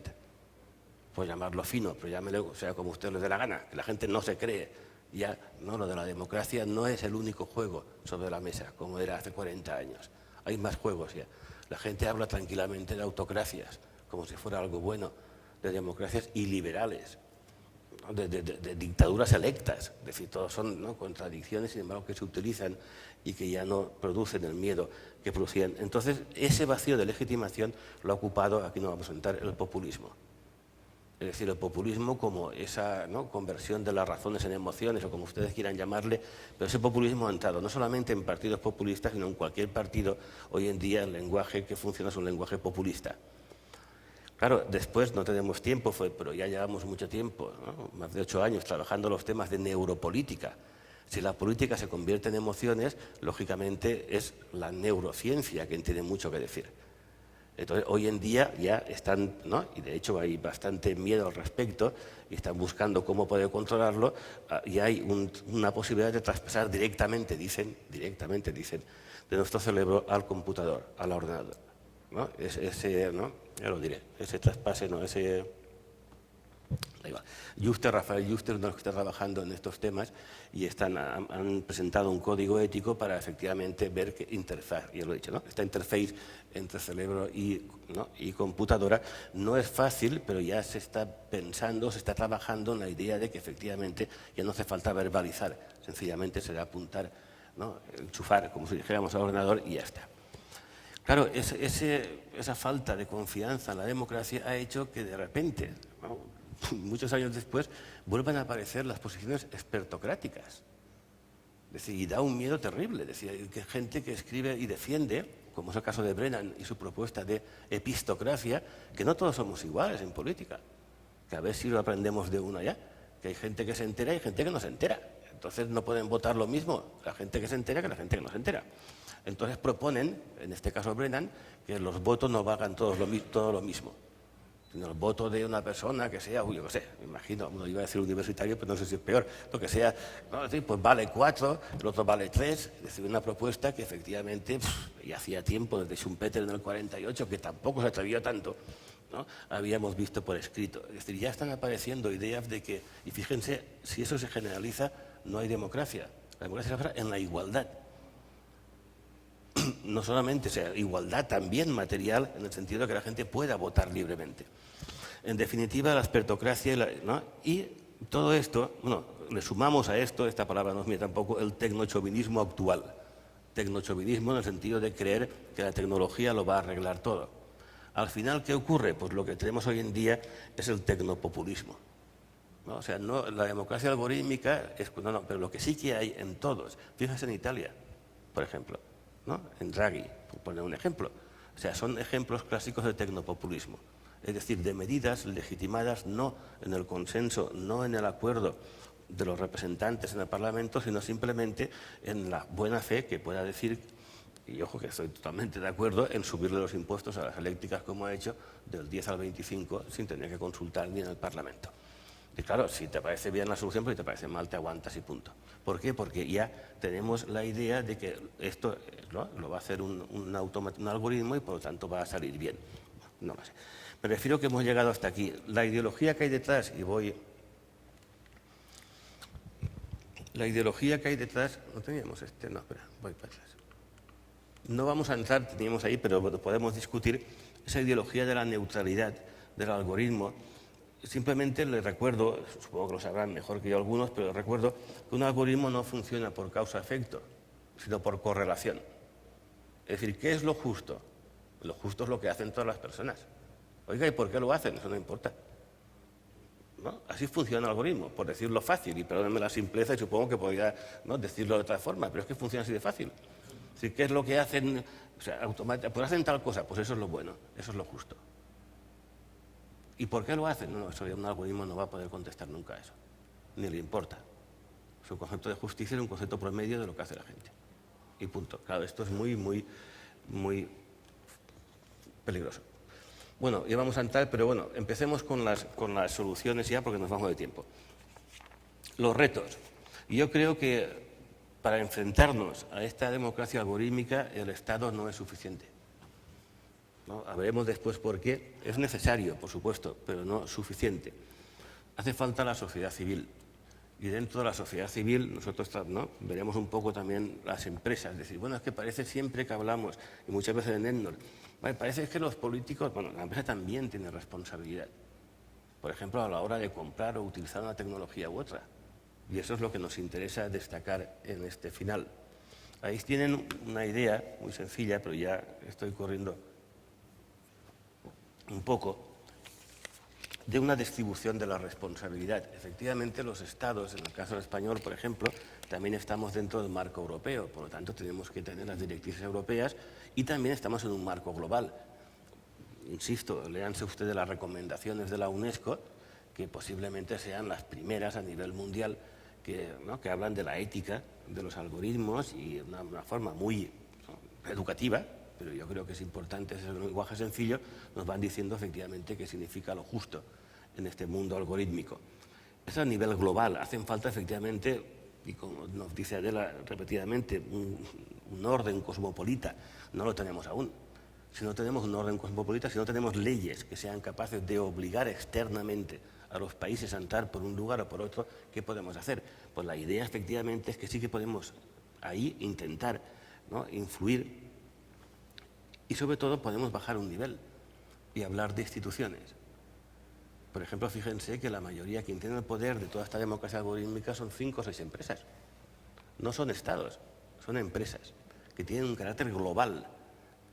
Algunas de ellas, como Facebook, tiene la mitad de la humanidad, casi 2.000 y pico de millones, ya casi 3.000 millones de usuarios. Son bestialidades si se le ocurre hacer una moneda propia, por ejemplo, ¿no?, con 3.000 millones de personas. Entonces, la idea que nosotros tenemos y la que estamos trabajando, y hace tiempo, no ahora, es que hay que influir en este nivel, llamamos meso-institucional, en el nivel de las organizaciones, simplemente porque no tienen fronteras. Igual que las leyes topan con la frontera estatal o europea, no es el caso de las instituciones que pueden ser, ¿no?, transnacionales o multinacionales, como quieran llamarle. Y por último, el último nivel de la distribución es una ciudadanía digital, que tenga en cuenta también su uso, el consumo, la formación, la educación, etc. Son 3 niveles que tienen que darse al mismo tiempo. Y esto es lo importante y lo difícil, poder intervenir en alguno de los 3. Bien, en el proyecto de la empresa, ¿no?, pero sí voy... Bien, casi que voy acabando, ¿no? Bien, sí, tenemos ahí cuarto justo. En el caso de la empresa, fíjense, lo diría muy sencillo. ¿Qué se espera de la empresa ante esta democracia, ¿no?, o esta colonización algorítmica del Estado y de la sociedad civil? Y yo creo que la empresa tiene que ser responsable. Esto significa ser capaz de subsumir. Eso es lo que he intentado en la transparencia, pero no he sido muy feliz, pero no sé si se entiende. Subsumir la digitalización en la humanización. O sea, subsumirlo. No se puede decir que no a la empresa, que no entre o que no responda a la presión que existe con la digitalización, con los datos, etcétera, que por supuesto mejorará en eficacia, en competitividad, en rapidez de las decisiones, en seguridad, bien, en garantía, perfecto. Lo que estamos diciendo es que esa innovación tecnológica esté dentro de un marco que se puede llamar innovación humanística o innovación humana o innovación ética, como quieran llamarle. Y esta es un poco la clave. Les he puesto ahí, simplemente para ir acabando, 10 cosas que las máquinas no pueden hacer. No sé si se lee. ¿Se lee? ¿No? O sea, pero leer mejor que yo, porque lo que no lo leo soy yo. ¿No? Bien, pero no, sí, está detrás, y yo sé que no lo leo aquí, pero da igual. Fíjense, son 10 temas que lo que estoy intentando decir, por ejemplo, las máquinas no son capaces de encuadrar, de contextualizar, no tienen sentido común, no son reflexivas. No, o sea, hay, insisto, es decir, leía también estos días preparando la conferencia, discutiéndolo con Patrici. Es decir, no existe la inteligencia artificial. Es decir, la inteligencia artificial, o sea, no es comparable con la inteligencia humana. Son simplemente formas de antropomorfizar, ¿no?, todo lo que hacemos para así intentar que entre más rápido. Pero no es. Habría que llamarle, pues, capacidad de cómputo, de cálculo, pero no inteligencia. Sin embargo, cuando hablas de inteligencia ya tienes la mitad de la cultura ganada. Entonces, lógicamente, ahí son cosas que no pueden hacer las máquinas ni podrán hacer nunca. Por ejemplo, diferenciar entre vigencia y validez, es decir, tener un sentido de justicia. No lo podrán tener nunca, es decir, tendrán un sentido de justicia que les pongamos nosotros en el algoritmo. Entonces, ¿cuál es la propuesta para la empresa en la que nosotros queríamos casi acabar? La propuesta es que efectivamente se den cuenta de que esas capacidades también se pueden formar, que hay que innovar en esas capacidades. Que a lo mejor la innovación no está solo en seguir la senda de la digitalización, sino también en invertir en ética, en intangibles, en recursos intangibles también, en recursos morales o capital moral, como queramos llamarle, pero que efectivamente la digitalización será bienvenida siempre y cuando esté dentro del marco de este capital moral. Esto es un poco... Y que la empresa tiene que saber incorporar todo esto en su interior. Una figura que estamos ahora también en ENNOR intentando es que haya un o una responsable de ética en las empresas. Ese un o una responsable de ética ya existe, o sea, no inventamos nada. El Ethics Officer, por ejemplo, tendría una función más. ¿Qué función tendría? El ser capaz de integrar la tecnología en ese marco ético. Un marco ético que está definido por el código ético de la empresa, etc. También leía estos días que decía, ¿no?, la autorregulación ha fallado. Se entiende por ética siempre la autorregulación. Y decía el entrevistado, como muestra Google y Facebook, la autorregulación ha fracasado. Pero claro, lo que ha fracasado es que no, lo que entienden por autorregulación. Autorregulación no es que el directivo o el empresario se confunde negocio con empresa y empresa con empresario. La autorregulación no es del directivo solo. La autorregulación es la capacidad de que todos los implicados puedan estar también en la discusión. Eso es la autorregulación. Claro, ¿por qué? No saben ustedes que Google, creo que fue Google, ¿no?, lanzó un comité de ética y duró 48 horas. En 48 horas recogió 3.000 firmas de los trabajadores para que lo retiraran. Está aún en la prensa. Vean ustedes quiénes conformaban ese comité de ética, ¿no?, de Google, para que sus mismos trabajadores dijeran que lo cerraran en 48 horas. O sea, esto es... En definitiva, y terminamos, bueno, aquí tengo las recomendaciones de la UNESCO que les decía, simplemente traía recomendaciones porque la UNESCO se refiere a la empresa privada. La UNESCO habla de estados y empresas privadas. Tienen que trabajar conjuntamente. Y es por eso traía el tema de la UNESCO. Y acabamos, porque era 8:15, me queda un minuto. Esto lo han oído una vez, esto es un cuento de uno de los más breves, ¿no?, que tiene Borges, y se refiere a que efectivamente muchas veces confundimos el mapa, es decir, los algoritmos, con el territorio, es decir, la realidad. Los algoritmos filtran, ¿no?, organizan y filtran el mundo, cartografían todo lo que somos, sentimos, queremos, etcétera, y lo matematizan, porque lógicamente si es cuantificable es calculable, si es calculable es predecible, y si es predecible es controlable, ¿no? Por lo tanto, esa secuencia, ¿no?, es la que siguen, y se lo leo un poco por si no lo leen y lo dejamos para la discusión, el significado. Se llama así, el cuento de Borges se llama El rigor de la ciencia. Dice, en aquel imperio el arte de la cartografía logró tal perfección que el mapa de una sola provincia ocupaba toda una ciudad y el mapa del imperio toda una provincia. Con el tiempo, esos mapas desmesurados no satisfacieron y los colegios de cartógrafos levantaron un mapa del imperio que tenía el tamaño del imperio y coincidía puntualmente con él. Menos adictas al estudio de la cartografía, las generaciones siguientes entendieron que ese dilatado mapa era inútil y no sin impiedad lo entregaron a las inclemencias del sol y los inviernos. En los desiertos del oeste perduran despedazadas ruinas del mapa, habitadas por animales y mendigos. En todo el país no hay otra reliquia de las disciplinas geográficas. Creo que podemos aplicar perfectamente al caso del algoritmo y espero que no nos hayamos cansado mucho. Muchas gracias.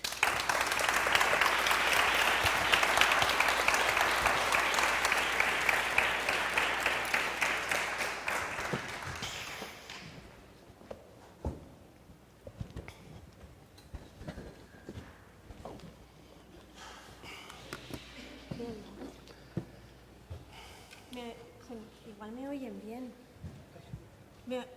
¿Me oís bien? Yo como no tengo que hablar... Ah, es por la grabación, ¿no? Vale, sí. Vale, muy bien, perfecto. Bien, pues vamos a abrir, gracias por la presentación y por la profundidad del tema.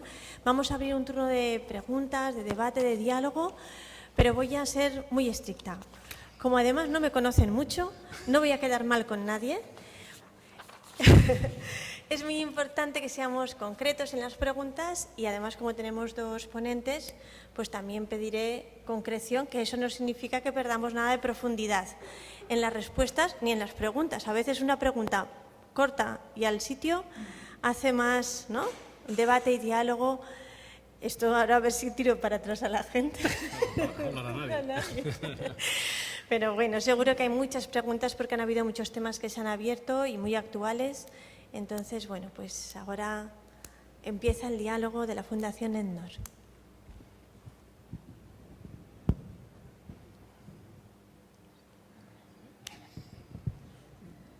Les he tirado para atrás. Adelante, Tan breve, tan Jesús, breve. gracias. Pues eso no se oye.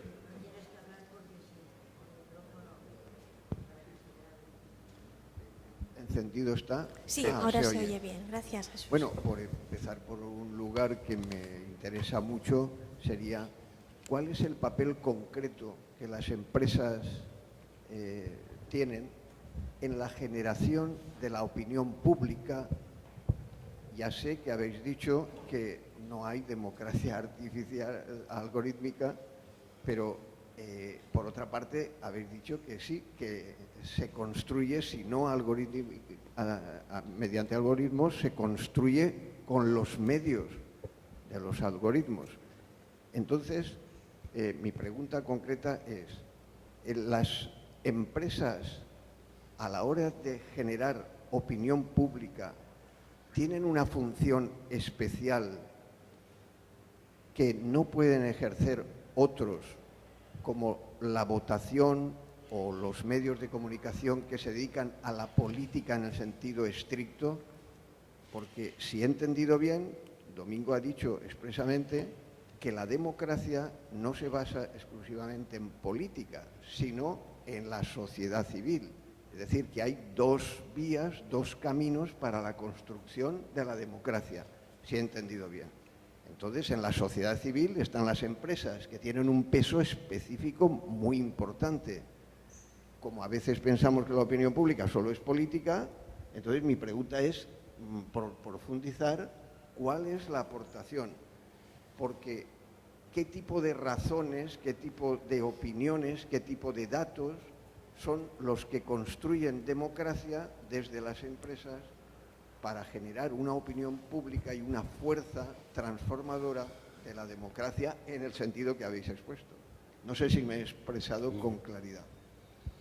Sí, bueno, yo después también, Patricia, si quiere, lo intento yo. Vamos a ver, sí, y creo que, y me alegra que también insistas, que ha quedado clara la idea de la democracia no solo es política. Esto es importante. Igual que entender que la democracia no es solo la agregación, la suma de intereses particulares.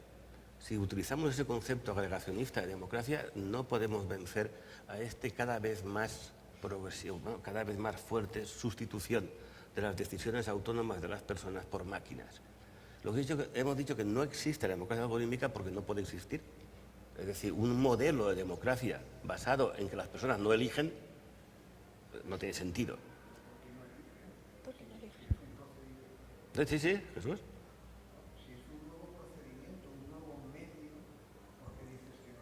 Porque no eligen. Es decir, no eligen. Una cosa es que yo pueda tener, ¿no?, lo que se llamó ciberdemocracia o democracia electrónica o lo que tú quieras, que es simplemente estar en tu casa, en el sofá y decir, voy a votar, ¿no? Aprietas el botón y votas. Eso es una cuestión. La otra cuestión es que no pintes nada. Pero intervienen. Yo sigo ¿Cómo que quién interviene? Yo sigo tu definición. Si la democracia no solo tiene una fuente de construcción, Sí. sino dos, Ahora voy. la segunda es tan relevante para la Exactamente. construcción como Entonces, la primera. sí, Si sí, no, sí. no he entendido bien. Así es. Reconozco Entonces que dejamos no. la parte política y entremos en la parte de la sociedad civil, ¿no?, en el caso de la empresa.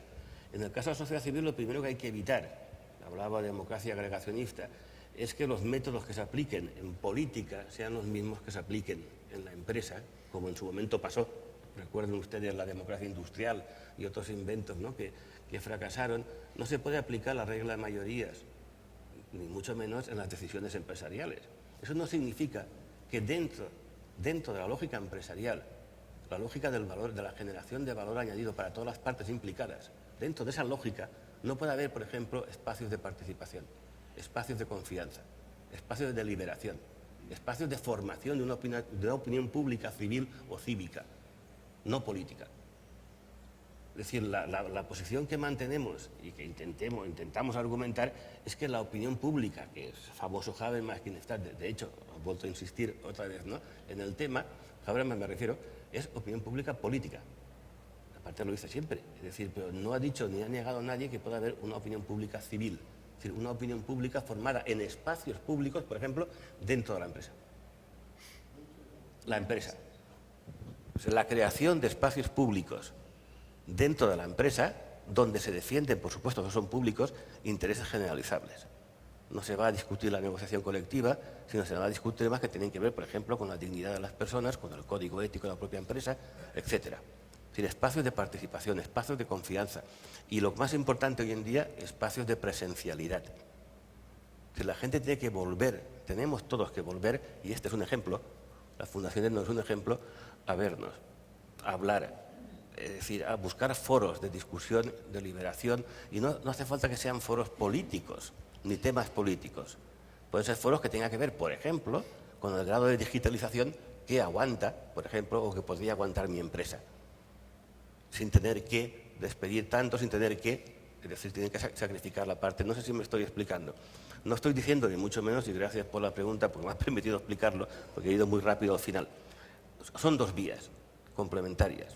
Lo que estaba diciendo es que la sociedad civil, al menos, ¿no?, en lo que nosotros pensamos, tiene incluso más poder, ¿no?, para crear capital confianza y para crear capital de legitimación que lo tiene el Estado o la política. Esa es la idea. Y dentro de la sociedad civil está la empresa, junto con las universidades, por ejemplo, que tampoco nos libramos de no querer mirar, ¿no?, con luces largas, pero que sí que se pueden establecer mecanismos, insisto, de participación que intenten frenar esa digitalización, esos filtros, famosos filtros burbuja o cámaras de eco, el hecho de que nos individualicen y después nos bombardeen sin poder hacer nada. Bueno, si tenemos que ser breves, yo creo que continuamos, ¿no? Que lo ha explicado muy bien Domingo. Me repetiría más o menos en lo que... No, pues esta para ti ya, una para cada uno. Bueno, ante todo, enhorabuena por la excelente exposición, muchas gracias, creo que hemos aprendido mucho. Yo tengo un montón de preguntas, pero solamente voy a hacer un par. La primera, yo entiendo que en una democracia algorítmica, bueno, habéis hablado de esos robots que se han presentado, etcétera, y han ganado, pero una democracia algorítmica sería aquella en que un robot, un voto, un algoritmo, un voto. Porque lo importante en la democracia no son quienes se presentan, sino quienes votan. Es decir, los ciudadanos libres e iguales son los que votan, ¿no? Y entonces, en una democracia algorítmica tendría que ser que hubiera personas algorítmicas, ciudadanos algorítmicos y que todos ellos votaran. Eso sería una democracia algorítmica. Sí, lo que Eso explicará Patricia. Pero efectivamente muy rápidamente, es decir, sí. se está admitiendo que voten a la hora de las elecciones, efectivamente, que voten ellos, no que se presenten, que voten. Es decir, que cuando llega el día de las elecciones hay una urna en la que votan los ciudadanos, personas humanas, y los ciudadanos, personas robóticas, personas algorítmicas. ¿Eso se está haciendo? Hombre, ahora de momento Hombre, no, pero ¿está que hay, haciendo o no? que hay ideas.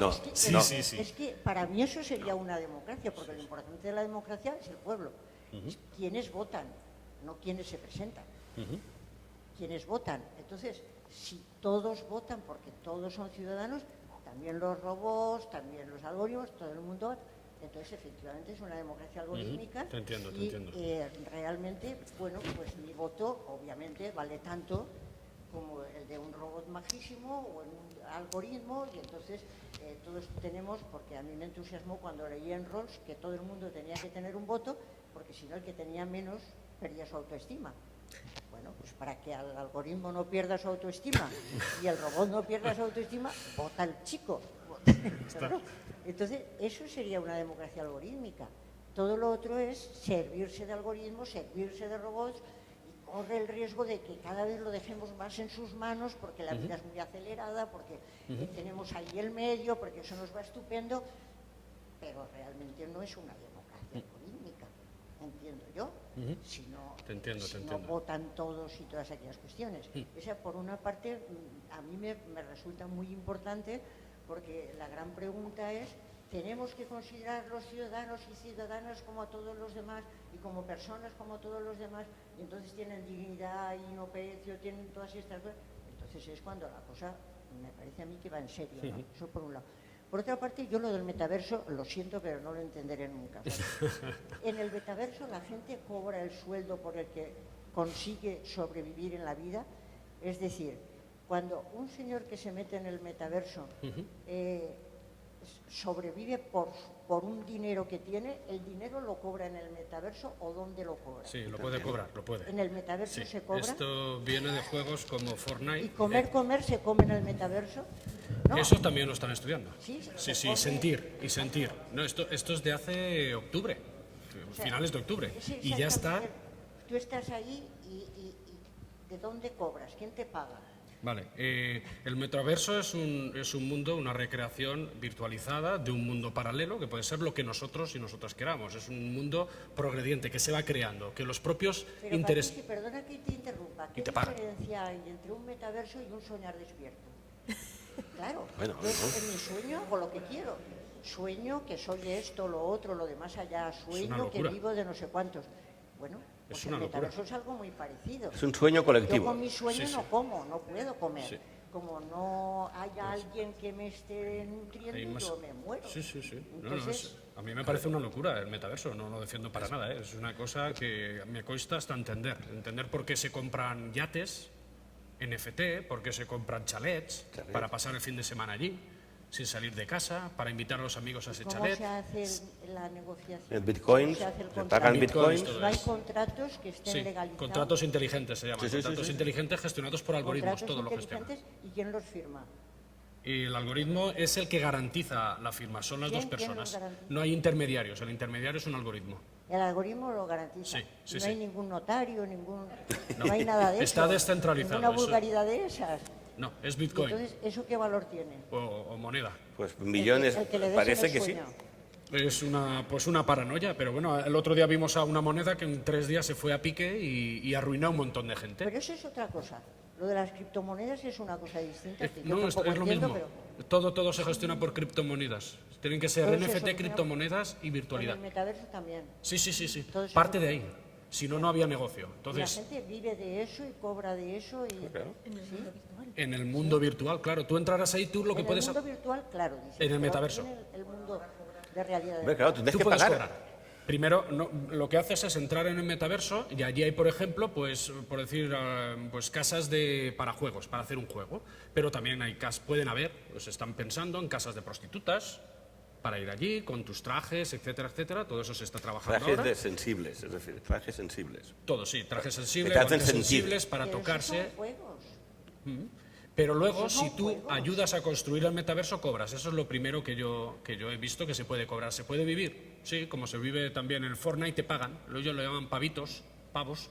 Y si haces X cosas, te pagan. Tú ayudas a construir ese juego, a hacerlo más grande, y ellos te pagan, porque has ayudado a construirlo. Metaverso es igual que el Fortnite. Ayudas a construirlo, te pagan. Y luego irán inventando nuevos nichos de negocio y, por supuesto, diferentes líneas para captar a la gente para que se quede allí y que trabaje y tal. Bueno, no voy a preguntar más porque seguro que hay mucha gente que quiere preguntar, pero sigo insistiendo en, realmente ahí en el metaverso se cobra y todas aquellas cosas y la gente vive de eso.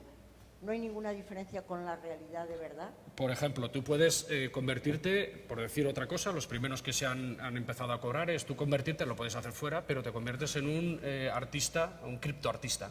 Entonces tú vendes tus cuadros para esos chalets y se están comprando con una barbaridad de dinero. Entonces estás viviendo de eso. Tú tienes tu taller allí, haces tus cuadros digitales con tu avatar y luego los vendes a otros avatares. Parece una locura, pero es que esto se está vendiendo y por millones de dólares. Entonces, ¿viven? Sí. Hay gente que ya vive. Pues contestadme a lo otro. Vale, a ver, es que... ¿Votan los robots y los Vale. algoritmos? Hemos hablado que esto es una ¿Votan en las tendencia. elecciones? Es una ¿Ponen tendencia. el votito en la urna? Vale, es una tendencia. Entonces, Es una tendencia. la cuestión es, ¿pueden votar los robots? Al menos ya tenemos una robot que podría votar si ese país fuera democrático. En este caso es Arabia Saudí, no sé si tiene elecciones, pero no creo. Entonces, ya tenemos la primera robot de inteligencia artificial ciudadana y tiene carnet de identidad, con más derechos que cualquier mujer. Bueno, pero eso ha sido una excepción. Claro, Además, tenemos se armó una. un lío impresionante precisamente porque Sí, con sí, los sí. derechos que tienen las mujeres en Arabia Saudí solo falta que haya una robotita que sea ciudadana. Pero eso ha sido una excepción. Es decir, se está concibiendo el asunto de tal manera que se piense que todos ellos votan y son el pueblo soberano. No. Es la progresiva sustitución. Progresiva sustitución. Hemos utilizado ese concepto. O sea, no ¿Se son... puede llamar democracia algorítmica? Porque se llama así. Nosotros no lo hemos Pero inventado. no se le puede llamar. ¿No? No es una democracia. No es lo que estoy diciendo. Decía, no es una democracia. Es decir, porque no puede ser nunca una democracia.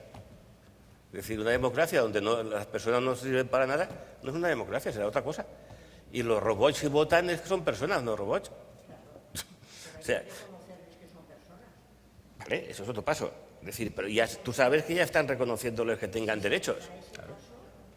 Si se diera ese paso, pues... Vamos, Yo creo que el paso ya lo han dado. Con esta señora parece que no, pero ya está montada la idea. Bueno, es una excepción, es verdad. Pero, bueno, vendrán otros países, empezarán a hacer lo mismo. No lo sabemos. Entonces, propuestas así teóricas de que voten los algoritmos, de momento no hay. Pero queda, pues, muy romántico, no sé cómo llamarlo, ¿no? Muy chulo de que Arabia Saudí tenga una robot que tenga más derechos que las mujeres. Porque la democracia no son los representantes, la democracia es el pueblo. hay que definir qué es el pueblo, la ciudadanía, claro. Pero tú misma sabes muy bien, porque lo has escrito tú, que la ciudadanía digital también es una parte más que tenemos que sumar a qué significa ciudadanía. Entonces, claro, la ciudadanía digital no es que te sustituyan, es que tú puedas tener complementaciones con los datos, por ejemplo, con base de datos o con inteligencia artificial, sea avatar o no sea avatar. Pero de ahí a que se vote, efectivamente no sería una democracia, sería otra cosa.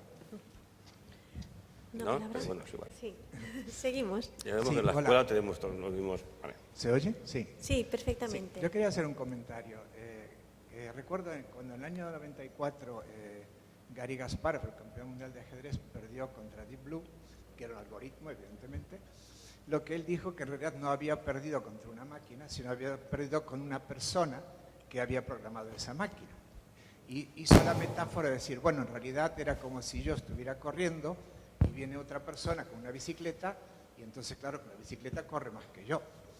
Entonces, en cualquier tipo de algoritmo siempre hay alguien que está detrás programando ese algoritmo. En el caso, además, bueno, ese terrible, el del personaje este se presentó en Rusia con el mismo programa que tendría Putin, aunque Putin ni siquiera sabe conectarse a Internet y sin embargo, bueno, puede ponernos boca abajo todo el mundo. Pero la pregunta es esa. Si una persona, que somos todos nosotros, estamos corriendo y alguien tiene la bicicleta no la tienen todos, la tienen solo algunos. Entonces, el tema ahí ya pasa a ser un poquito, claro, eso cuestiona la democracia, porque la democracia es que todos tenemos los mismos, pero si hay algunas personas que tienen la bicicleta y programan los algoritmos y otros no los programamos, eso básicamente ahí se produce una desigualdad básica, ¿no? Entonces me gustaría un poco saber la opinión vuestra, qué pensáis sobre esto, porque me parece que esto es directamente algo contrario a la democracia, es decir, los que tienen la bicicleta y los que no tienen la bicicleta. Gracias por la brevedad. Sí, bueno, contesto yo rápido, después Patricia, si quieres. Efectivamente, un algoritmo puede ganarnos en el cálculo, ¿no? Eso está claro, es decir, nadie discute, ¿no?, en calcular. El algoritmo calcula mucho más rápido que nosotros, que no somos capaces de memorizar muchas veces 10 números, ¿no? Pues imagínense. Ahora bien, lo que parece estar demostrado, y tenemos varias experiencias, es que lo que estamos llamando esta extensión de los algoritmos, esta colonización algorítmica, favorece y aumenta la desigualdad. O sea, incluso en la aplicación de algoritmos a políticas públicas, aumenta la desigualdad. ¿No? ¿Por qué? Porque repiten, insisto, su lógica es la correlación. Entonces, si encuentran efectivamente tal cuestión, ¿no?, de, por ejemplo, discriminación racial o de género, lo que sea, pues las van a seguir utilizando, a no ser, cuidado, que tengamos mucho cuidado en esos sesgos, poder eliminarlos y trabajar en eso, que se puede hacer también. Pero la respuesta es que sí, aumenta la desigualdad. Y por lo tanto, efectivamente, te deja fuera una de las bases, que no es que todos tengamos lo mismo, sino que todos tengamos lo mismo para poder votar y elegir a nuestros representantes de forma libre, sin tener que estar presionados. Bueno, yo he comentado antes también el tema de estos 3 casos paradigmáticos que han sucedido ya y no sabemos si sucederán más o se paralizará ahí, pero que ya he querido apuntar que quienes están detrás son precisamente, en este caso, 2 grandes empresas, una de Japón y otra de Rusia, luego otra empresa pequeñita, una startup en Nueva Zelanda. Quiero decir que los que están detrás, evidentemente, son personas, y son personas que tienen también un interés económico detrás de todo esto, pero que lo presentan como que ellos son altruistas, aunque dicen que los políticos no pueden ser altruistas, no pueden tomar decisiones por el bien común. Efectivamente, lo que hay detrás son personas que tienen acceso a esos algoritmos y que aquí en España ya hemos tenido varios problemas con el acceso a los algoritmos, incluso los que compra y aplica España, ¿no?, el gobierno español. Por ejemplo, a la pobreza energética, que ahora la decide un algoritmo si pasas a la segunda fase o no. Y ya salió un juicio el otro día de una fundación que llevó al Ministerio a juicio por esto y, bueno, el juez le dio la razón, que no tenía por qué abrir ese algoritmo para que examinaran por qué había dejado a personas que cumplían con todo, los había dejado fuera de esas ayudas a la pobreza energética. Entonces, uno de los problemas que tenemos es precisamente el acceso a los algoritmos. Si tenemos que aplicar algoritmos que sean nuestros presidentes, nuestras presidentas, y no tenemos acceso a esos algoritmos, tampoco podemos saber si quien los ha creado puede dejar ahí una impronta de sus intereses. No podemos revisarlo en hacer auditorías de algoritmos, que ya hay gente, que, como Gemma Galdón, por ejemplo, hace tiempo que hacen auditorías de algoritmos. Evidentemente están ahí, ¿no? Bueno, ahora tenemos, aparte del Deep Blue, tenemos AlphaGo, que todavía es más famoso, ¿no?, que también ganó al campeón, creo que era chino, ¿no?, de Go, y que, bueno, pues ahí está también, ¿no? Evidentemente hay un programador detrás, que es el que lo ha programado. Efectivamente, por eso yo había resaltado, había mucha prisa, pero yo he resaltado estas 3 personas, que lo que hay detrás son grandes empresas, de 2 de ellas, entonces siempre está el poder económico detrás. Aquí tenemos otra pregunta. Buenas tardes, gracias por la conferencia, me ha resultado muy interesante.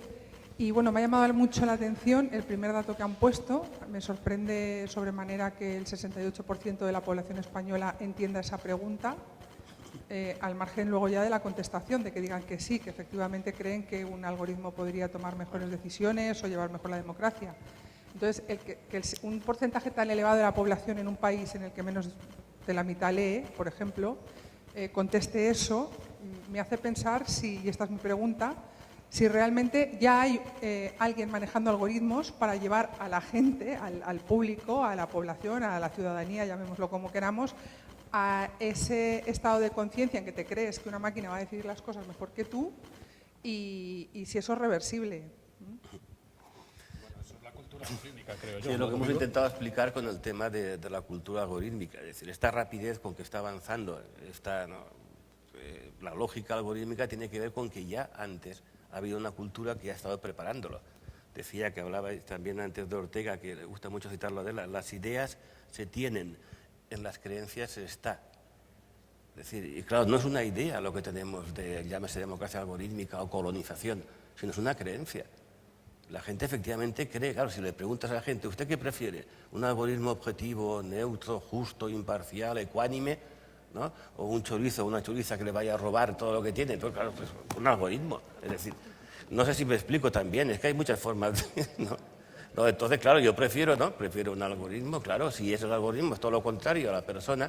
Me estoy refiriendo que lo que está ocurriendo es un descrédito de la política de nuestros representantes y un vacío, ¿no?, de credibilidad, que es lo que está ocupando este mundo de los algoritmos en la democracia. Eso es un poco lo que hemos intentado decir.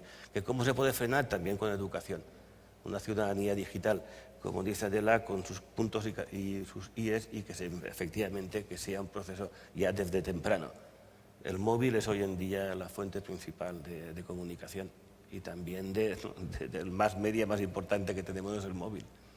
Bueno, la televisión a veces también sigue influyendo. pero no tanto como el móvil. ¿Hay otra pregunta al fondo? Vale, gracias por la charla, por la conferencia. Me gustaría incidir en dos aspectos que me generan bastante inquietud.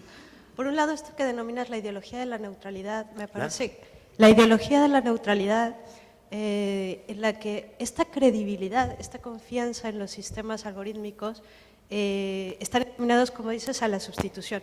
Pero es curioso porque parece ser que la persona, o el sentido que damos a la persona en sí, está desvalorizado, es decir, se está tomando una confianza plena o sin crítica, digamos, sin discernimiento, en el que esa objetividad o esa racionalidad que en un momento, como mencionaste en un apartado, el cientificismo, ahora es estas tecnociencias o esta, digamos, algoritmización de la vida, menosprecia lo humano, ¿no? Como algo defectuoso, como algo que no es fiable, que no es confiable, y otorga a los sistemas una credibilidad, una confianza que no es real, No es real porque precisamente, como han comentado antes, están siendo programados, y esa programación proviene de personas que cuentan con un sistema de prejuicios, de ideas, de convicciones, en fin, de experiencias que nutren esas programaciones.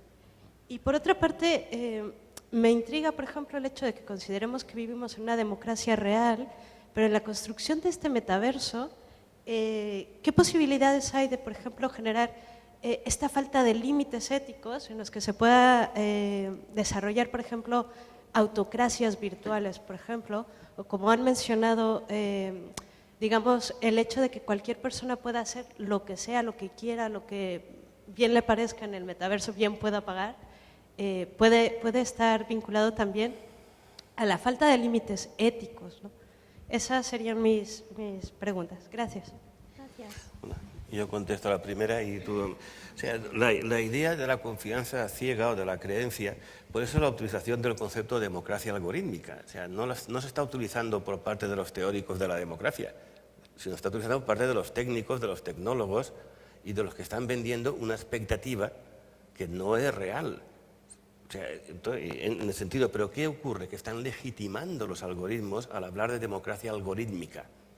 Es como si efectivamente entonces están dando un barniz de credibilidad al tema de la utilización abusiva o no abusiva de los algoritmos. Por ejemplo, y después la presión, respondo y dejo lo del metaverso, la presión actual sobre las empresas con la digitalización es bestial. Yo no soy técnico como para saber, aquí tenemos mucha gente que sabe más, si efectivamente es necesario o no, supongo que lo será, pero hay una presión que parece que es o no entras en el mundo de la digitalización o ya has perdido todo, o sea, no tienes empresa. Oiga, no es así o no será así en todos los casos. Y ahora en positivo, ¿por qué no se invierte la misma presión en fomentar, en potenciar las capacidades humanas, que muchas veces que no calcularán tan rápido, pero sí que tienen sentimientos de lealtad, por ejemplo, ¿no? Que no las tienen las máquinas? No sé, no voy a seguir por ahí, pero esa sería un poco la idea. Bueno, el tema del metaverso evidentemente es bastante esquizofrénico.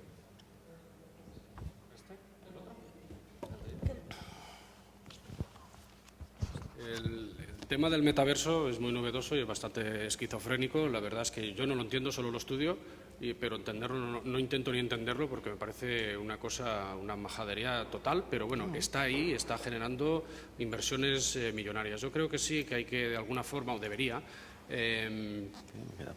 autorregularse, legislarse, lo que haga falta, porque ya hay muchas denuncias en el tema del metaverso, incluso ya no están los ocupas metaversianos, es decir, gente que vas a tu... Sí, hay denuncias de gente que vas a claro, y a mí me parece esto esquizofrénico, ¿no? Vas tu fin de semana a pasar allí, el fin de semana con tus amigos, ¿no? Que has montado ahí en tu chalet, y hay gente que está dentro del chalet. Entonces, a mí esto yo no entiendo nada, pero sí que veo a mis hijos jugando a estos juegos como el Fortnite, ¿no? Que se compran bailes, que se compran, no sé, un avatar de alguien que yo no conozco de nada, uno bananito le llaman, el otro miagato, miamúsculo, no sé qué, que son unas cosas aberrantes, pero a mí me piden tarjetas, dinero en las fiestas y tal, para poderse comprar ese tipo de cosas. Bueno, habría que hacer esto, pero ahora va la contestación. ¿Qué es lo que sucede? Va a ser difícil. porque en el momento parece ser que se aplique ese tipo de autolegislación o de legislación, parece ser que el metaverso se va al garete. Tinder, que es una de las grandes webs de citas, tiene su propio metaverso. Cuando sucedió en Meta, sucedió la primera violación en grupo de un avatar, mujer, no sabemos quién había detrás, porque los avatares podían ser hombres y a saber quién estaba detrás de ese avatar, podrían ser bots sociales. Facebook dijo que iba a introducir algún tipo de autolegislación, algunas normas internas, y el propietario de Tinder le dijo que ni se le ocurriera, si quería tener éxito, que ni se le ocurriera, que ellos ya lo habían intentado hace años y habían caído todas las que habían puesto algún tipo de norma. Por tanto, tienen que ser espacios anómicos, sin reglas, para poder no solo ser lo que quieras, sino hacer lo que te dé la gana. Entonces, claro, a mí esto me preocupa, porque estamos fomentando pautas, comportamientos que son totalmente aberrantes en el mundo actual. Y es que luego la gente, o yo estoy preocupado con mis hijos, porque no sé si acabarán de saber dónde está la realidad, la que es virtual y la que no es. Yo he sacado muchos estudios ya, lo hemos trabajado también en el libro, muchos estudios de psicología en el que dicen que al final se pierde la noción, no sabes dónde estás. Entonces, esto se está trabajando muy a fondo. De hecho, creo que Adela me hizo una pregunta sobre el tema, por eso me puse a buscarlos, y he sacado un montón de artículos de psicólogos y psicólogas que están trabajando este tema. Entonces, se debería, desde mi punto de vista, sí, porque estamos fomentando un montón de pautas y comportamientos aberrantes que intentamos erradicar en el mundo real. Pero, ¿cuál es el problema? Que si saben que si se aplica esto, como le dijo el CEO de Tinder, cuando se aplique esto, se acabó el metaverso. Entonces va a haber una lucha mucho más sangrienta que en la legislación de la inteligencia artificial, que aunque se regule, la gente lo está aplicando. Bueno. No sé si hay alguna pregunta más, Agnès.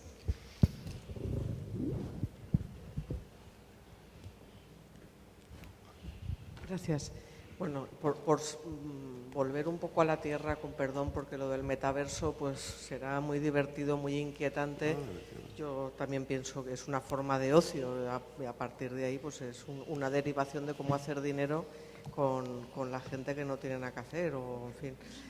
Y yo quería volver a algo que me inquieta muchísimo más, y es que el Brexit se votó, a Donald Trump se le votó, y eso son realidades.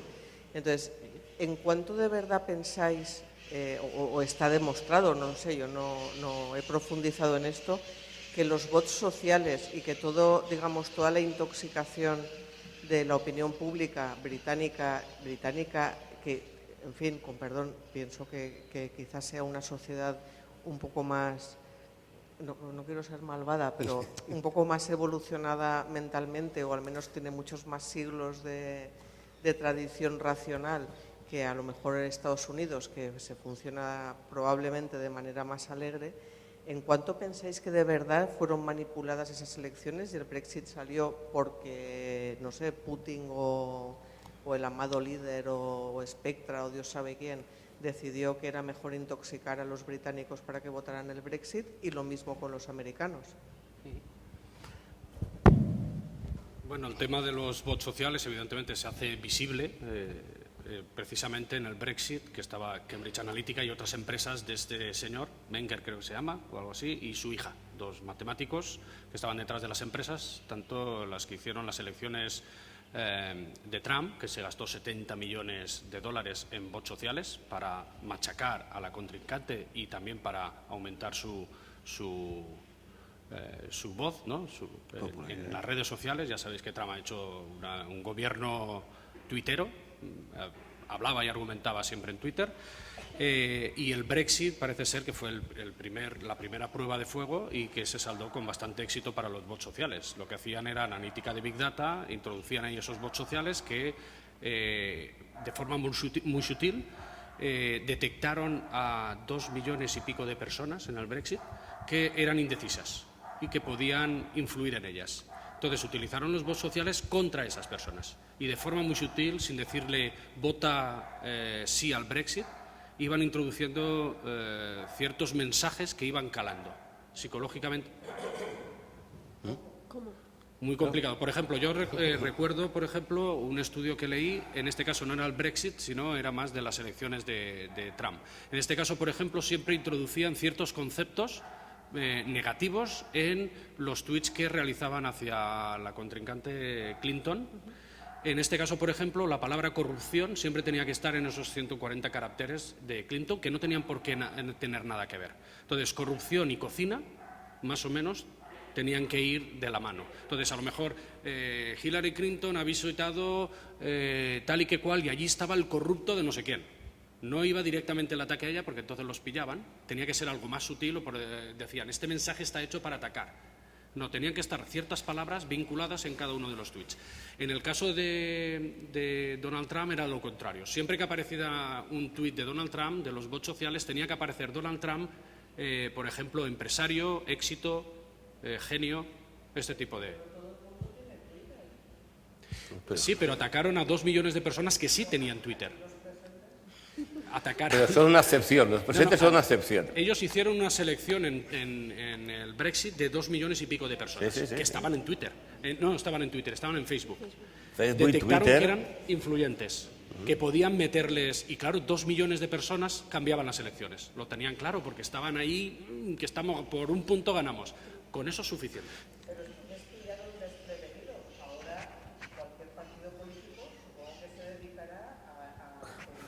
Así es. Ahora son todos. Ahora son todos. El primero que lo empezó fue Obama. Es decir, que no es cuestión de derechas o izquierdas, ¿no? De demócratas o de liberales. Simplemente es cuestión de... Entonces, ¿qué ocurre? Cuando está reñida ya, son 30, 40, 50 o 60 o 200.000 votos, lógicamente eso influye. ¿No? Es decir, si estuviéramos 80-20 no influiría, pasaría de 20 a 30. Pero como siempre están las votaciones normalmente, igual que estaba en el Brexit, no solamente fueron los bots, las mentiras directas también se dijeron, no hacía falta ¿no? Pero claro, los bots influyen porque son inconscientes. Pero esa teoría es la neuropolítica que nosotros también hemos aprendido, de machacar, repetir. Tú eres inconsciente, como decía Patricia, pero te has tragado la palabra corrupción vinculada a Clinton. ¿No? Llegó a ver, no sé si eso lo saben, llegó a un señor con una ametralladora a una pizzería, pues había creído que debajo abusaban de menores, ¿no? De ciertos políticos, es decir, y ahí estaba con la ametralladora, es decir, que se lo creyó. ¿No? Menos mal que se ve que no la disparó. Pero no, es que hay gente que es capaz de creerse cualquier cosa más y machacas y machacas. Y ese es un poco el peligro. Bien, y daremos la última palabra porque no queremos abusar de la amabilidad y de la hospitalidad.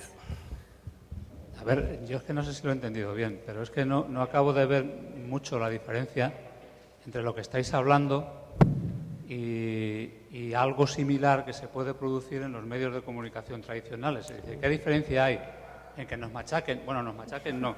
Yo solo veo la diferencia cuantitativa, en que puede dirigirse a lo mejor a más personas, y cualitativa en el sentido que se dirige a otro tipo de población, tal vez más joven, más tecnificada. Pero ¿qué diferencia hay entre que te machaquen a través de la COPE o de la SER o del País o de ABC o con que te metan con respecto a Twitter o Facebook? Supongo que la diferencia será en que el que recibe ese machaqueo sea capaz de discernir dónde está o no. Entonces ahí entrará la educación. Pero yo no sé qué diferencia, y si te vas más atrás, no sé qué preferir, si a Twitter o Facebook o a los confesores de la Santa Madre Iglesia haciendo política a través o en el púlpito. No sé, a lo mejor es que están cambiando los tiempos y los métodos, y a lo mejor es que se pueden dirigir a más personas o a otro tipo de personas, pero cuando uno pone la COPE, bueno, ahora ya no sé si tanto, porque yo hace tiempo que no la pongo. Cuando uno pone la COPE por las mañanas y empiezan así, pues no sé qué diferencia hay con lo que hacía Trump a través del Twitter. Si me lo podéis explicar. Sí, bueno, una respuesta, dos respuestas breves. La primera, este proceso lo llaman personalización o microtargeting, o sea, son capaces de ir persona a persona, es decir, uno a uno o una a una, cosa que los medios no son capaces de seleccionar. Uno se compra el periódico, no se lo compra, enciende la radio.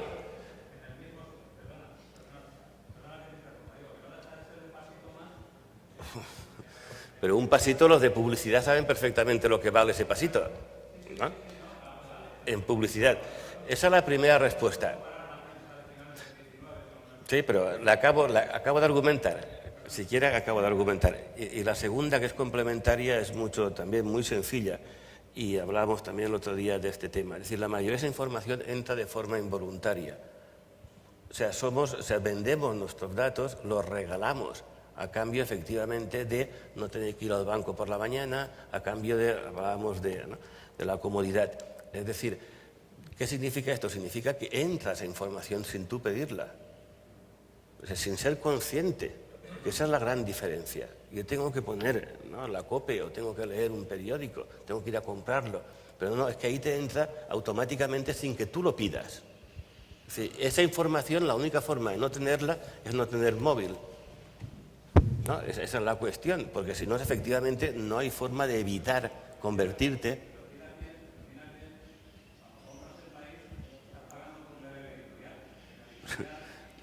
Yo le estoy diciendo que es como si te dieran el país en las narices, en tu casa, si quieras o no quieras. No es lo mismo, porque si no me compro el país y ya está. No, hay una frase que me gusta mucho, la gratuidad es la nueva forma de explotación.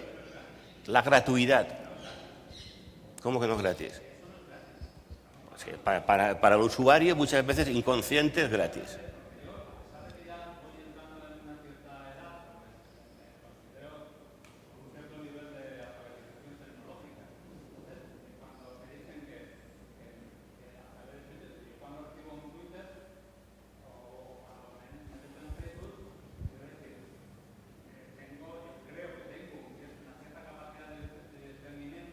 ¿Y usted sí?